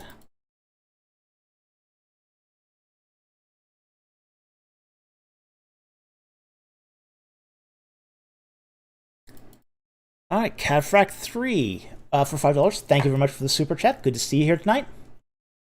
Was Egyptian necromancy outlawed? No. Also, what were its characteristics? What did they do to get knowledge from the dead? Okay. We have to kind of understand that in ancient Egypt, necromancy wasn't outlawed because talking to the dead wasn't outlawed. It was normal. Everyone in ancient Egypt talked to the dead. And we have to kind of understand that this is part of the nature of, say, the funerary culture of ancient Egypt. In other parts of the world, and even other parts of the ancient Near East, necromancy was outlawed because it involved dragging out a skeleton or a body and, doing something to it to do a form of divination. People didn't have to do that in ancient Egypt. Bodies were preserved and mummified.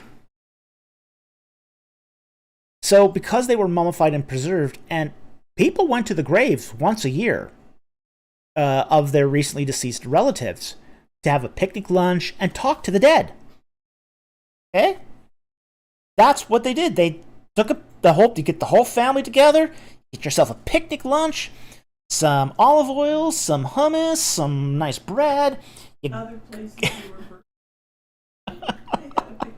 Other places you were burned alive for being a necromancer, but in Egypt, you had a picnic. And you basically took your picnic lunch and you went to the tomb of your ancestors. You had your picnic lunch in front of the tomb, and then you talked to your ancestors.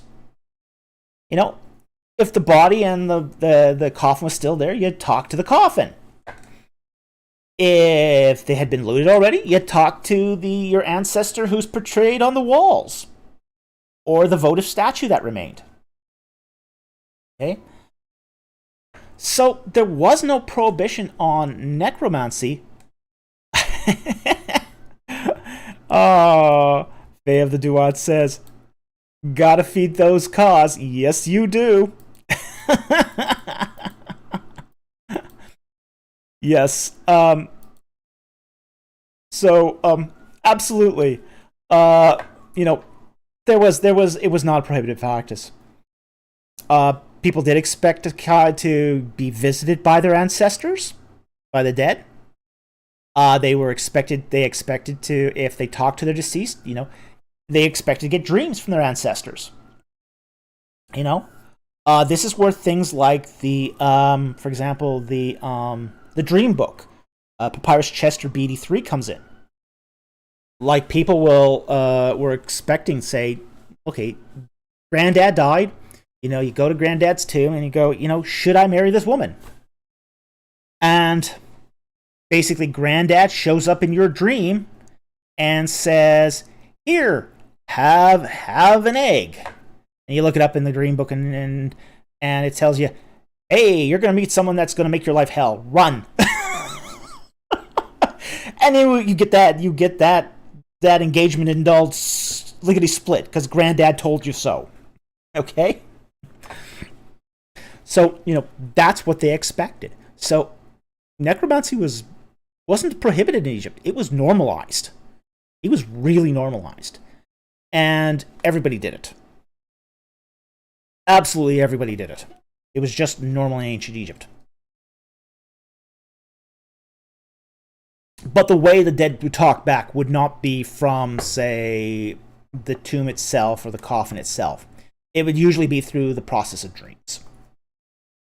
So that sort of gives you an idea of what necromancy was like in ancient Egypt. Is it completely normal? Nobody thought anything of it, anything wrong about it. It was just totally normal. Something people did every day. We have to understand that in ancient Egypt, people thought that they walked alongside the ancestors of the dead. They lived in a world of spirits. The dead were all around you, demons were all around you, imps were all around you, gods were all around you. It was just part of the environment. So, understanding that gives you a great appreciation for how they viewed things. So anyway, thank you very much for that super chat. Fun super chat. That was an interesting question. Very fun. Thank you very much for that super chat. Very much appreciated.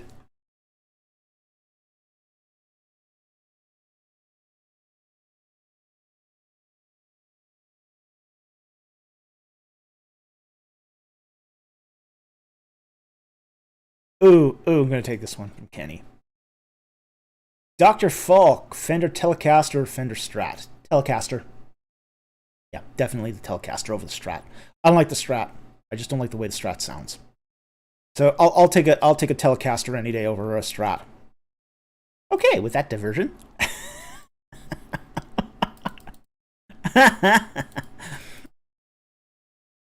Okay, Jamie Russell for $2. Thank you very much for the super chat.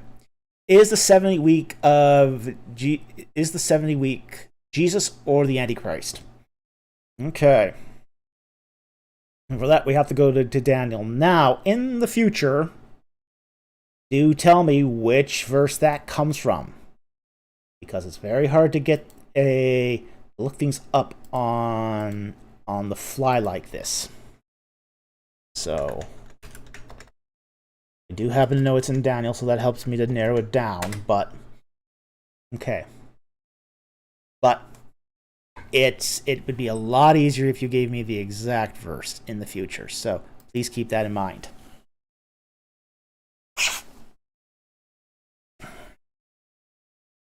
Okay, so let's get the up here.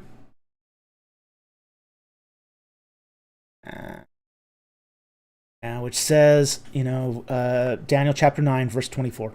70 weeks have been decreed for your people and your holy city, to finish the transgression, to make an end to sin, to make atonement for iniquity, to bring everlasting righteousness, to seal up vision and prophecy, and to anoint the most holy place. Okay. Generally, overall, good things.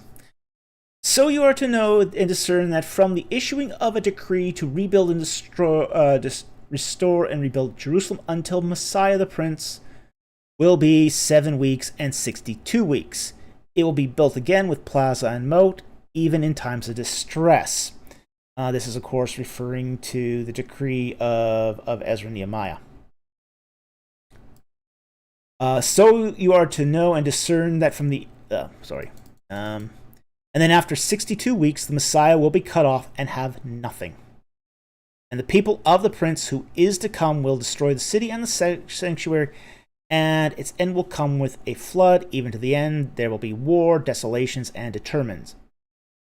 And he, okay, the antecedent here, is essentially the prince to come, will make a firm covenant with many for 1 week. But in the middle of the 1 week, he will put a stop to the sacrifice and the grain offering. Yeah, Jesus Christ will never do that. That's not something Messiah does. Messiah does not put a stop to the sacrifice or the grain offering. And on the wing of abominations, and Christ doesn't do abominations either. Okay? That's just... Abominations, we have to understand that this is the Hebrew word toevo. I think, or is it something else here? Look at the Hebrew here just a second.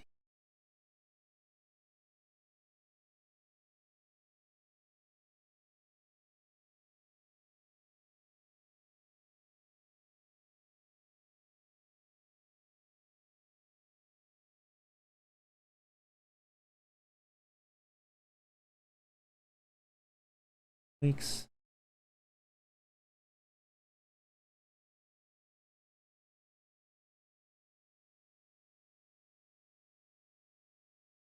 All right, it is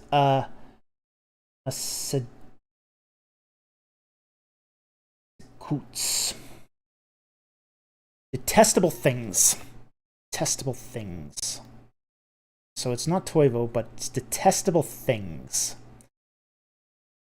So Messiah is not going to do detestable things.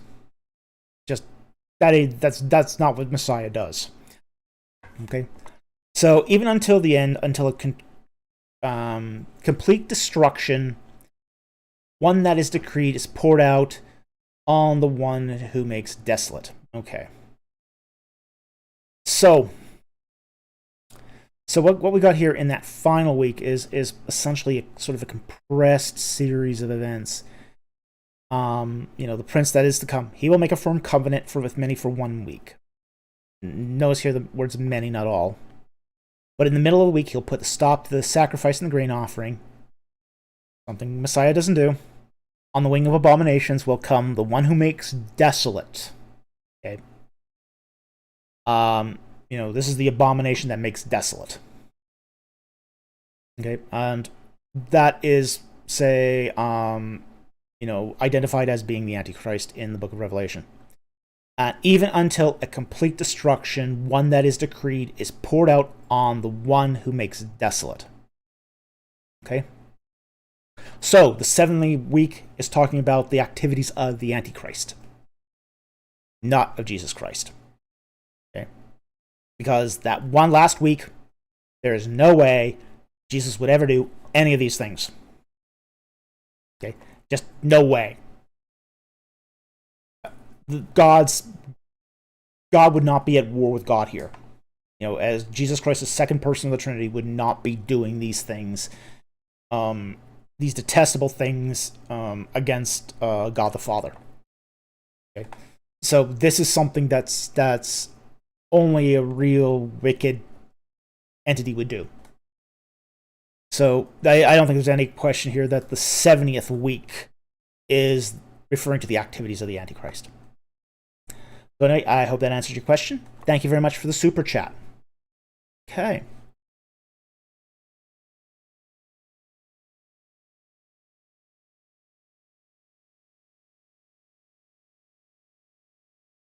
Slim2K for $5. Thank you very much for the super chat.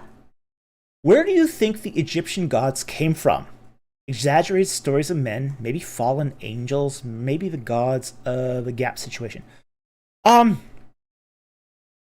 It's interesting because we actually have sort of a really good grasp of the development of the Egyptian pantheon. We don't actually have this for a lot of cultures. The development of the Egyptian pantheon is actually really well known. And some of it is because we have a lot of religious archaeological remains from Egypt. We know that some of the gods of Egypt are very old. They go back to the earliest days, so pre-dynastic times. Gods like Horus, gods like Isis and Hathor, even Seth. These are pre-dynastic deities.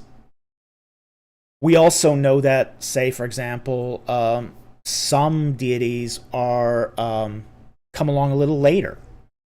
Like, for example, the hair god comes along in the early dynastic period and into, say, the early Old Kingdom. We know some gods get prominence, start to begin prominence in the Old Kingdom, like Osiris. He's actually kind of a little later to the game. On the other hand, gods like Baal are very late comparatively. He's introduced from Canaan.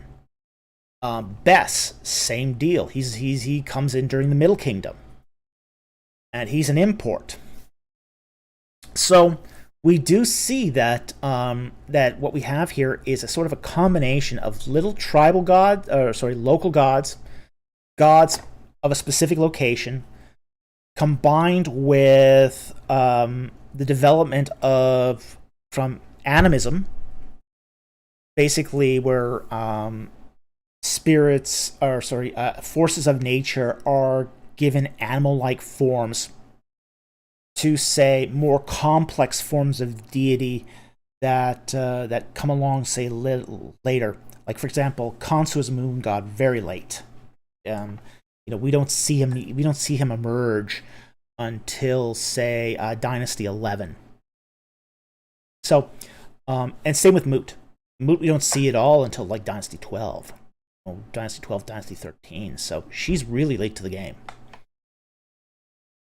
So this is one of those things where we, I don't think we can ascribe it specifically to say fallen angels or fallen spirits. I know Heiser loves this Council of Gods being the gods of the ancient world, but we start having difficulties here, especially as the Egyptian pantheon multiplies. And the Egyptian pantheon only gets bigger over time. The whole idea of there being like 400 plus gods by roughly the Third Intermediate period. We see that the pantheon goes through this process of growth and contraction over time, but ultimately grows. So I don't take Heiser's view that it's fallen angels, but I also can't deny too that there's something demonic behind it all. But that's really different than what he's suggesting, which is that the assignment of the lesser gods to specific deities is the cause of those deities. And I don't think that. I think every sort of locality, village had its own gods. Some were shared between villages. But as Egypt unified, it decided to just sort of bundle them. Oh, your village has a god? My village has a different god. Well, let's exchange gods. We'll have both. And that seems to be how the Egyptians sort of viewed polytheism. Is that, they were just happy to add another one. In fact, the only time the Egyptians seem to have railed against another god being added to their pantheon was if the acceptance of that god somehow disrupted the polytheistic system. This is why they didn't like Atonism. They didn't like Atonism because Atonism said, well, you can only worship one god, the Aten. All the other gods are just manifestations of the Aten. That rubbed Egyptians the wrong way. So I think here that the best explanation is that there's many reasons why and where the Egyptian gods came from. Some are specifically from southern Egypt. Some of them are from some northern Egypt. There's geographic differences too. Like for example, the Wajah and the Nekbet. They come from different parts of like the Wajah is from Buto in the north, where the Nekbet is from the south. And both of those particular goddesses represent kingship. They just, combined them together and basically said, hey, both of them together represent kingship. Okay? So,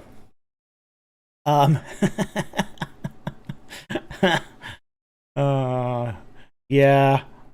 Today's word is squishy as far as the pantheon goes. Yeah, it does get kind of squishy. Let's just say they had a very flexible idea of divinity. So, anyway, thank you very much for the super chat. Very much appreciate that. Okay, and the next one is from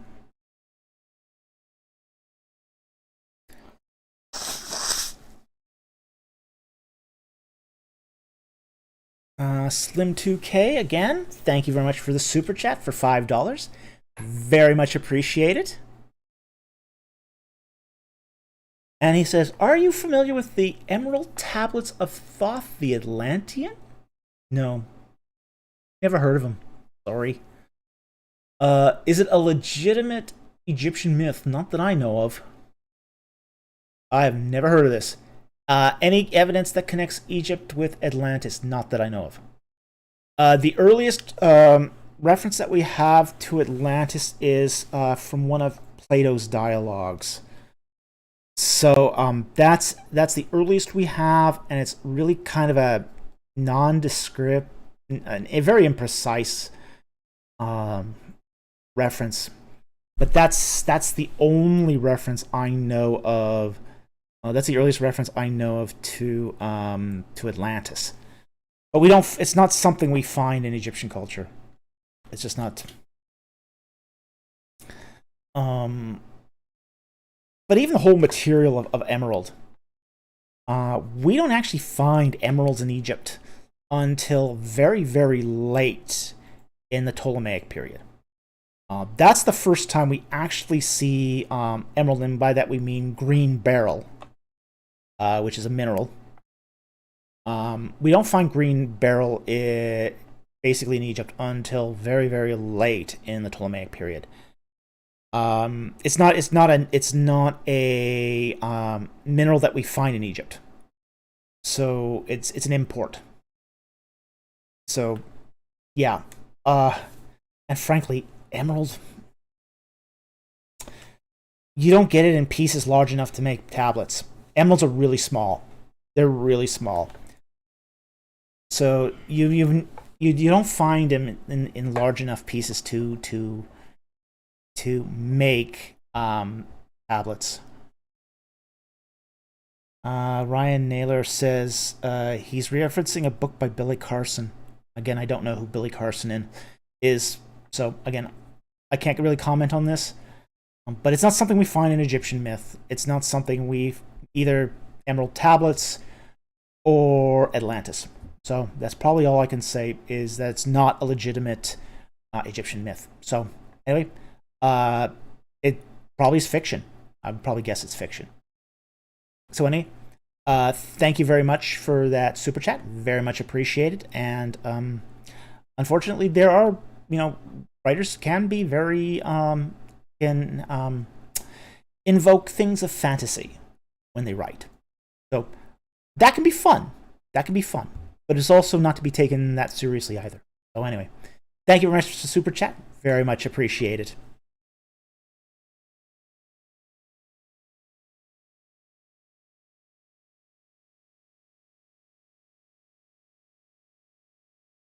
Okay, Slim2K again for $5. Thank you very much for the super chat. What were the Egyptian pyramids used for? I've seen it said that no mummy was ever found in one. Not quite true. There was a part of a mummy found in the pyramid of Senwosret III. Okay, it was a section of hand. Section of a hand was found. Now, was that Senwosret III? Who knows? Was that Sat Ant Hathor? Don't know. Okay. But every pyramid has pretty much every pyramid has a sarcophagus. The purpose of a sarcophagus is to bury the dead. We do find canopic jars, like for example in the pyramid of Senwosret III. We do find the canopic jars of Sat Ant Hathor, in that complex.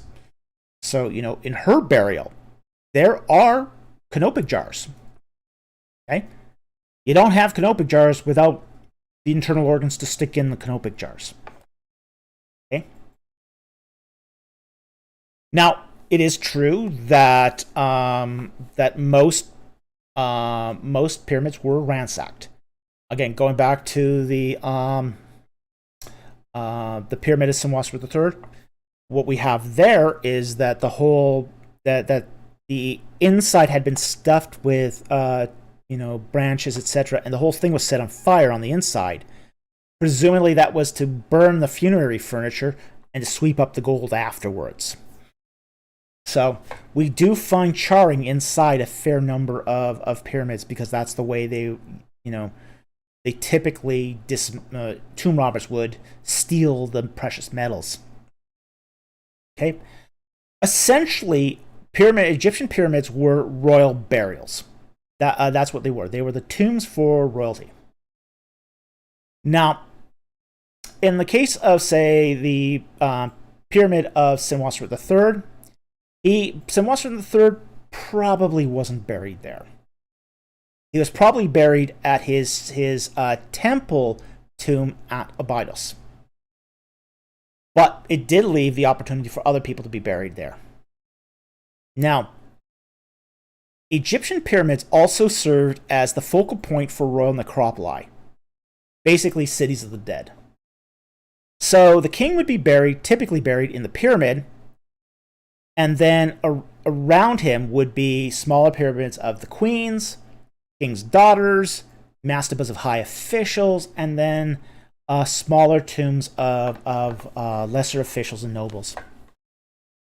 And they were, it's essentially these pyramids essentially were royal, royal cemeteries. There were royal cemeteries that were used to for essentially the high nobility, high officials of ancient Egypt.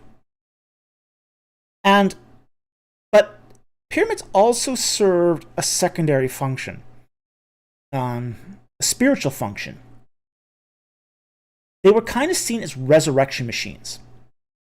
Essentially, that the spirit of the king would be resurrected by the pyramid, by its construction, by its architecture, and that would bestow power on those are buried around the pyramid to be resurrected also. And basically what we mean by resurrected is not, say, the Christian conception of resurrection, which is the bodily resurrection from the dead, but the nightly return of the spirit to their body or their votive statue to receive offerings, essentially so they don't starve in the afterlife.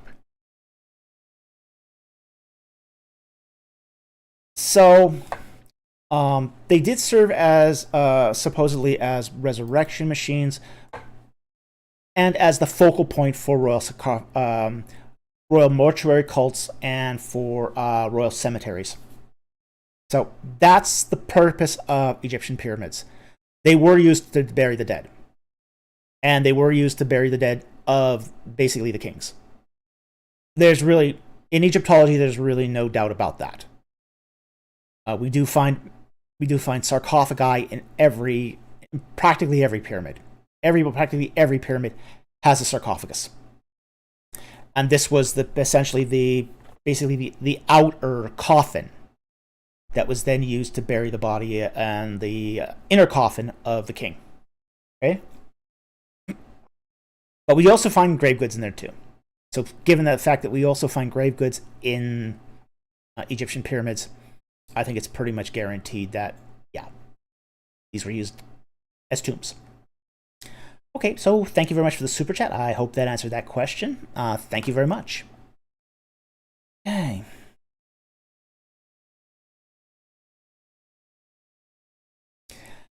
Cataract 3 for $2. Thank you very much for super chat. Why were Egyptians allergic to shirts? Because it was hot.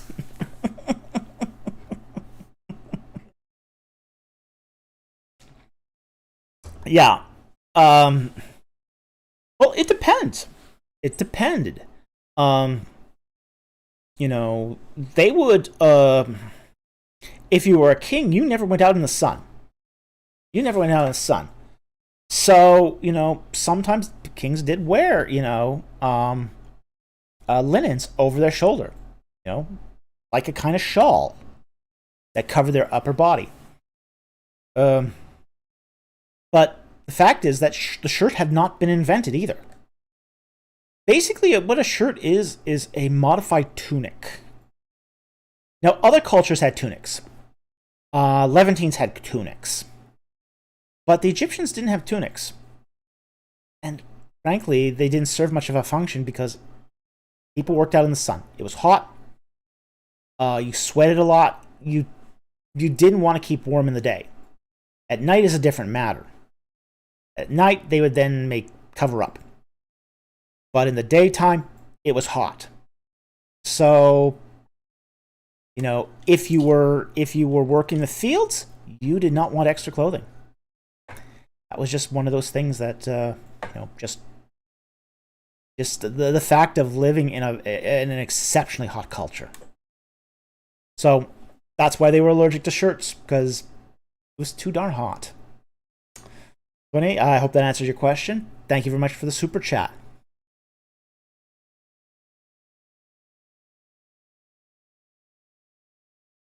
Okay, I think we're getting close to the end of the super chats finally. Okay, we are at the end of the super chats. So, we are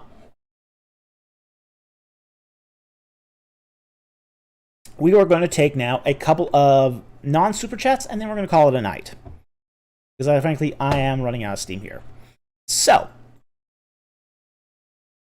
I'm going to take, let's see here. I already did one on ghosts, so we're not going to do that one.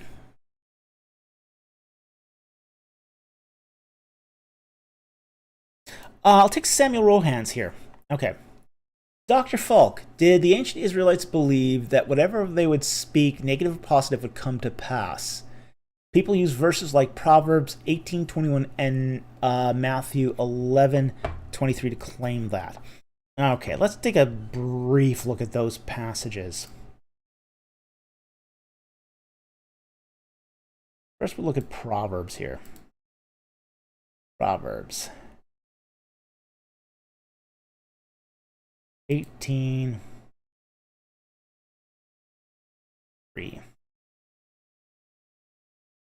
Okay. Now, we have to understand, first of all, what is a proverb? A proverb is a wise saying. Something that's considered to be generally true, but isn't a promise. It's not a promise, not a guarantee, not an incantation. It's just an aphorism of what is generally true. So that's a proverb. So given that this is a proverb, that's the context of the proverb. And 18:21, sorry. Okay. Death and life are in the power of the tongue. and those who love it will eat its fruit. Okay. Now, power of life and death are in the tongue. Basically, it's essentially this is again you have to sort of take both halves here, and this is Hebrew poetry, and a proverb, a psalm are forms of Hebrew poetry.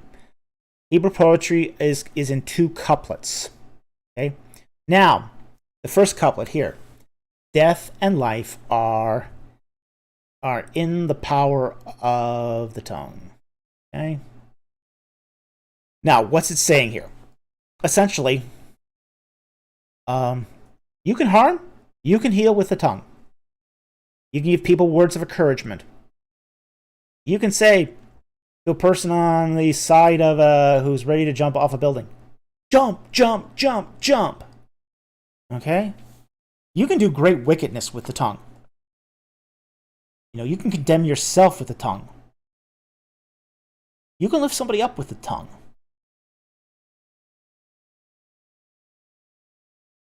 The second couplet here is basically saying that those who love the tongue, love that power, will eat of its fruit. Whether that's for life or for death. Essentially, this is a proverb saying, watch what you say. That's what the meaning here is. Now, the word power here is literally hand. Okay? So you got this juxtaposition here of body language too. So life and death are in the hand of the tongue. So quite literally that the tongue is the instrument to affect life and death. You reap what you sow. That's essentially what it's saying here. You create trouble with your tongue, you'll eat of that fruit. So essentially, it's just another way of saying, like the proverb, he who sows the wind will reap the whirlwind. Okay? You made your bed, you lie in it. It's one of those sort of proverbs. So this is not some silly law of attraction going on here. This is not a kind of positive confession where it's promising you that whatever you say will come to pass. It's not saying that at all. It's saying you create good with the tongue, you'll eat a good fruit. If you create trouble with the tongue, you'll get what you deserve. It'll come to haunt you. That's what this passage is saying. All right. So that's Proverbs 18:21. Let's go to Matthew 11:23.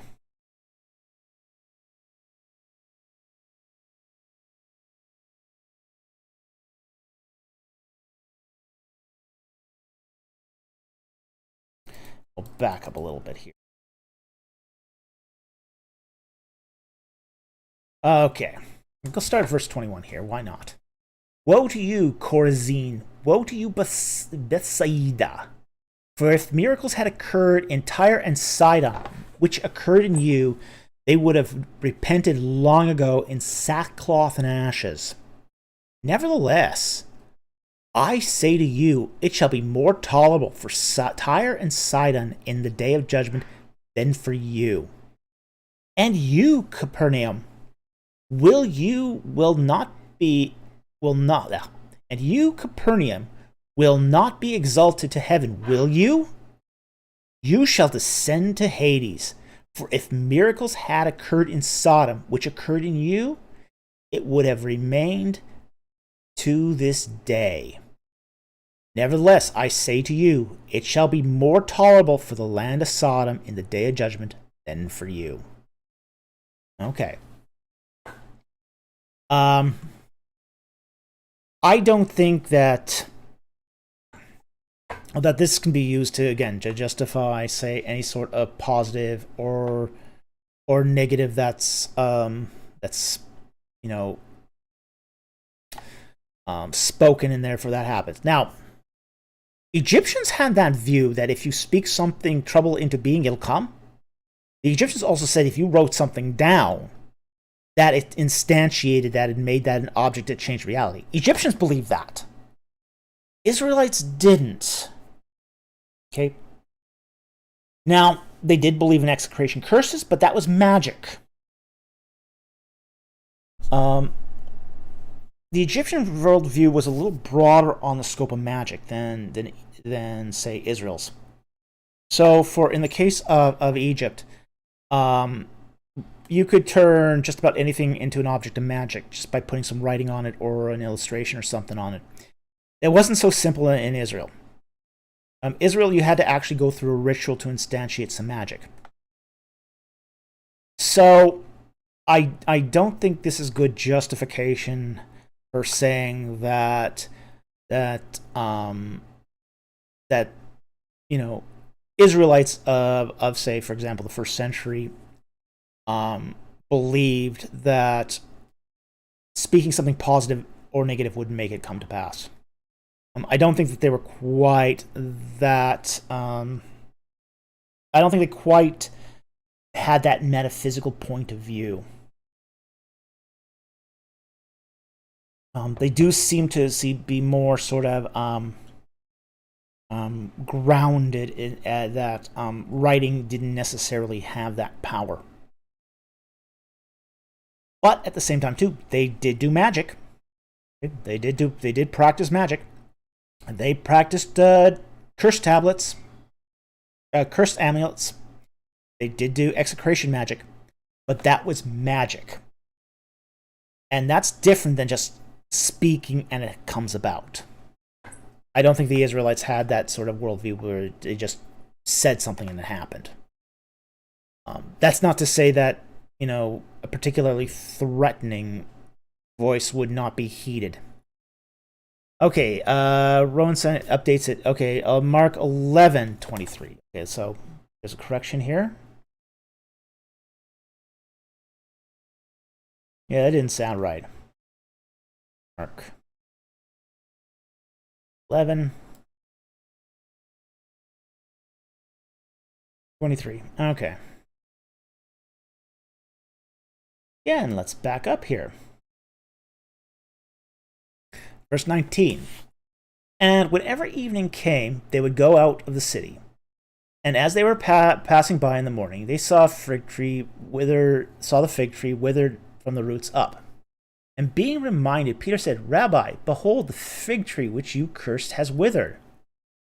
And Jesus answered, saying to them, have faith in God. Truly I say to you, whoever says to this mountain, be taken up and cast into the sea, and does not doubt in his heart, but believes what he says is going to happen, it shall be granted to him. And therefore I said to you, all things for which you pray and ask, believe that you have received them, and they shall be. Now, the word granted is in neither text here, but it shall be him. And text goes on in verse 25. And wherever you stand praying, forgive, and if you have anything against anyone, so that the Father who is in heaven may forgive you of your transgressions. Okay. There is a context here. And the context here is God's sovereignty. Okay? So, Peter putting his hand on a fig tree and causing it to wither capriciously, that's not how it works. It's not the spoken word that causes the things to happen. It's God. Okay? The active agent here is God. Okay? Christ withered the tree because he's God. And he invoked the power of God.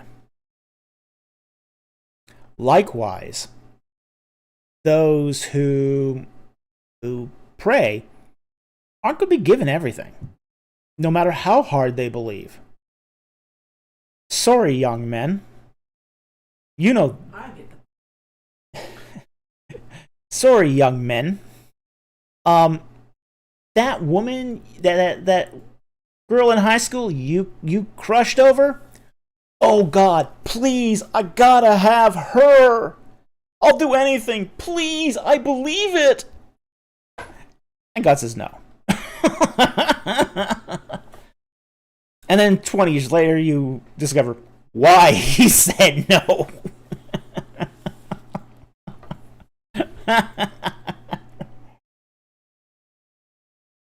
Okay? God will not give you everything even if you faith it. Right? It doesn't work that way. Okay? The way it works is it has to be within God's will, his permissive will. If it's not in his permissive will, and that's sort of the underlying context of all this, is God is the agent. He is not some passive, force that makes your words come into existence. Yeah, I know there are people who abuse this text that way. That's not its context. The context here is the power of God, not the power of man. So that is really, really an important consideration in all this. It's God, not man. Doesn't matter how hard you believe. If it's not in God's will, ain't gonna happen. Period. But if it is in God's will, yes, even a mountain will move. But it has to be within God's will and for God's purposes. So anyway, I hope that answers your question. Thank you very much for the question. It's a question I do get sometimes. And it just, again, it boils down to what's God's will, what's God's sovereignty in all this.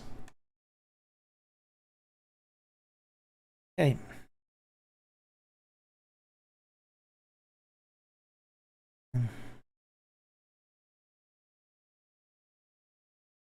I'll take the camel leopard here. There's an interesting question here. You've said before the Egyptians believed that the gods had metal skin. Could this metal be copper? No, it wasn't. It was gold. The skin of the gods was, by definition, it was gold. It's always been gold. If so, could Osiris' skin be seen as oxidized copper? No. That's different. In fact, I wrote actually a peer-reviewed article on the skin of Osiris. And the skin of Osiris is either black or green, and there's a reason why. That's because he's a cadaver. He's a corpse. What we're seeing with Osiris' skin is marbling, the effect of a dead person putrefying. That's really disgusting. It's just really disgusting. Go onto the My Academia EDU page, download the article, and you'll get the idea exactly of what's being meant here by the green skin of Osiris. It's disgusting. It's absolutely disgusting. But he was god of the dead. He's the god of the dead. He's a corpse. He's a cadaver. He's like Weekend at Bernie's, Egyptian style. Okay, we won't go into that any further, but because it's really foul. Yeah, it's different for Osiris. Osiris is something special here. We do actually find this in some other funerary gods as well. Like there's some other mummiform gods that are also portrayed as rotting cadavers also. So Osiris is not unique in this, but he is sort of the archetype for it. Right, thank you for the question. Interesting question. I think I'll take one more question, and then we'll call it a night, because we've been going now for almost 3 hours.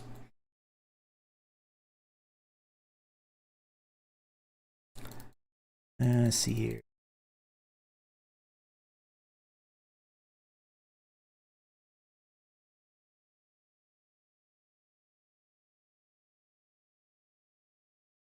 This is not really a question, it's more of a request. By BC, would you consider doing some videos of you exegeting passages showing what and how you use various sources? I think so this would be very helpful for a lot of people. Okay, we'll consider it. We're always looking material for our Monday videos, so we'll definitely consider it. We'd have to be very selective of the passage, though. So, but yeah, we'll consider it. Okay, and I will take one more actual question.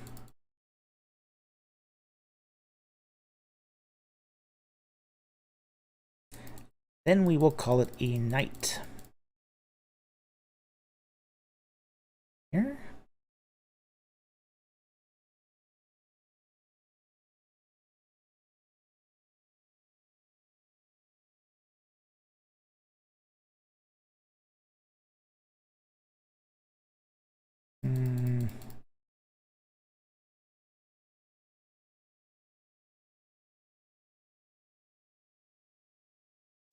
Okay, I am actually going to take this one, and it'll be the last one here. From Muhammad Karam. What are some up-to-date works on the translation of the Proto-Sinaitic inscriptions? The oldest I can find is Albright, so yeah. Yeah, it's pretty old, and so is Gardner's pretty old. I would actually recommend Hamilton. I don't know if he's got translations, but he's got transcriptions. Okay, and if you know know some Semitics, you might be able to translate that if he doesn't provide translations already. But Hamilton is the most up-to-date work on the Proto-Sinaitic inscriptions, and it's about 10 years old. It's not that old. It's actually probably the most current work we have right now on the early alphabetic inscriptions. So, but I would highly recommend Hamilton here. I think he's probably the best recent work on the early alphabetic inscriptions. So, highly recommend Hamilton. He's the guy I go to when I want to look up something in the early alphabetic inscriptions from Sinai. So, anyway, thank you very much for the question, and I think that will be the last for the night here. I want to remind everybody that our live stream next week will be a half hour later. It's going to be at 8:30, not 8 Pacific time. So if you show up a half hour early, you might see some people in live chat, but the show won't go on until 8:30 proper. So that said, I want to thank everyone who came out to party with us tonight. Some great questions as usual. I want to thank all our subscribers. I want to thank everyone who helped us make it to 6,000 subscribers. Thank you so very much. We couldn't have done it without you. We couldn't have done it without our Patreon supporters and all of those who generously provided super chats.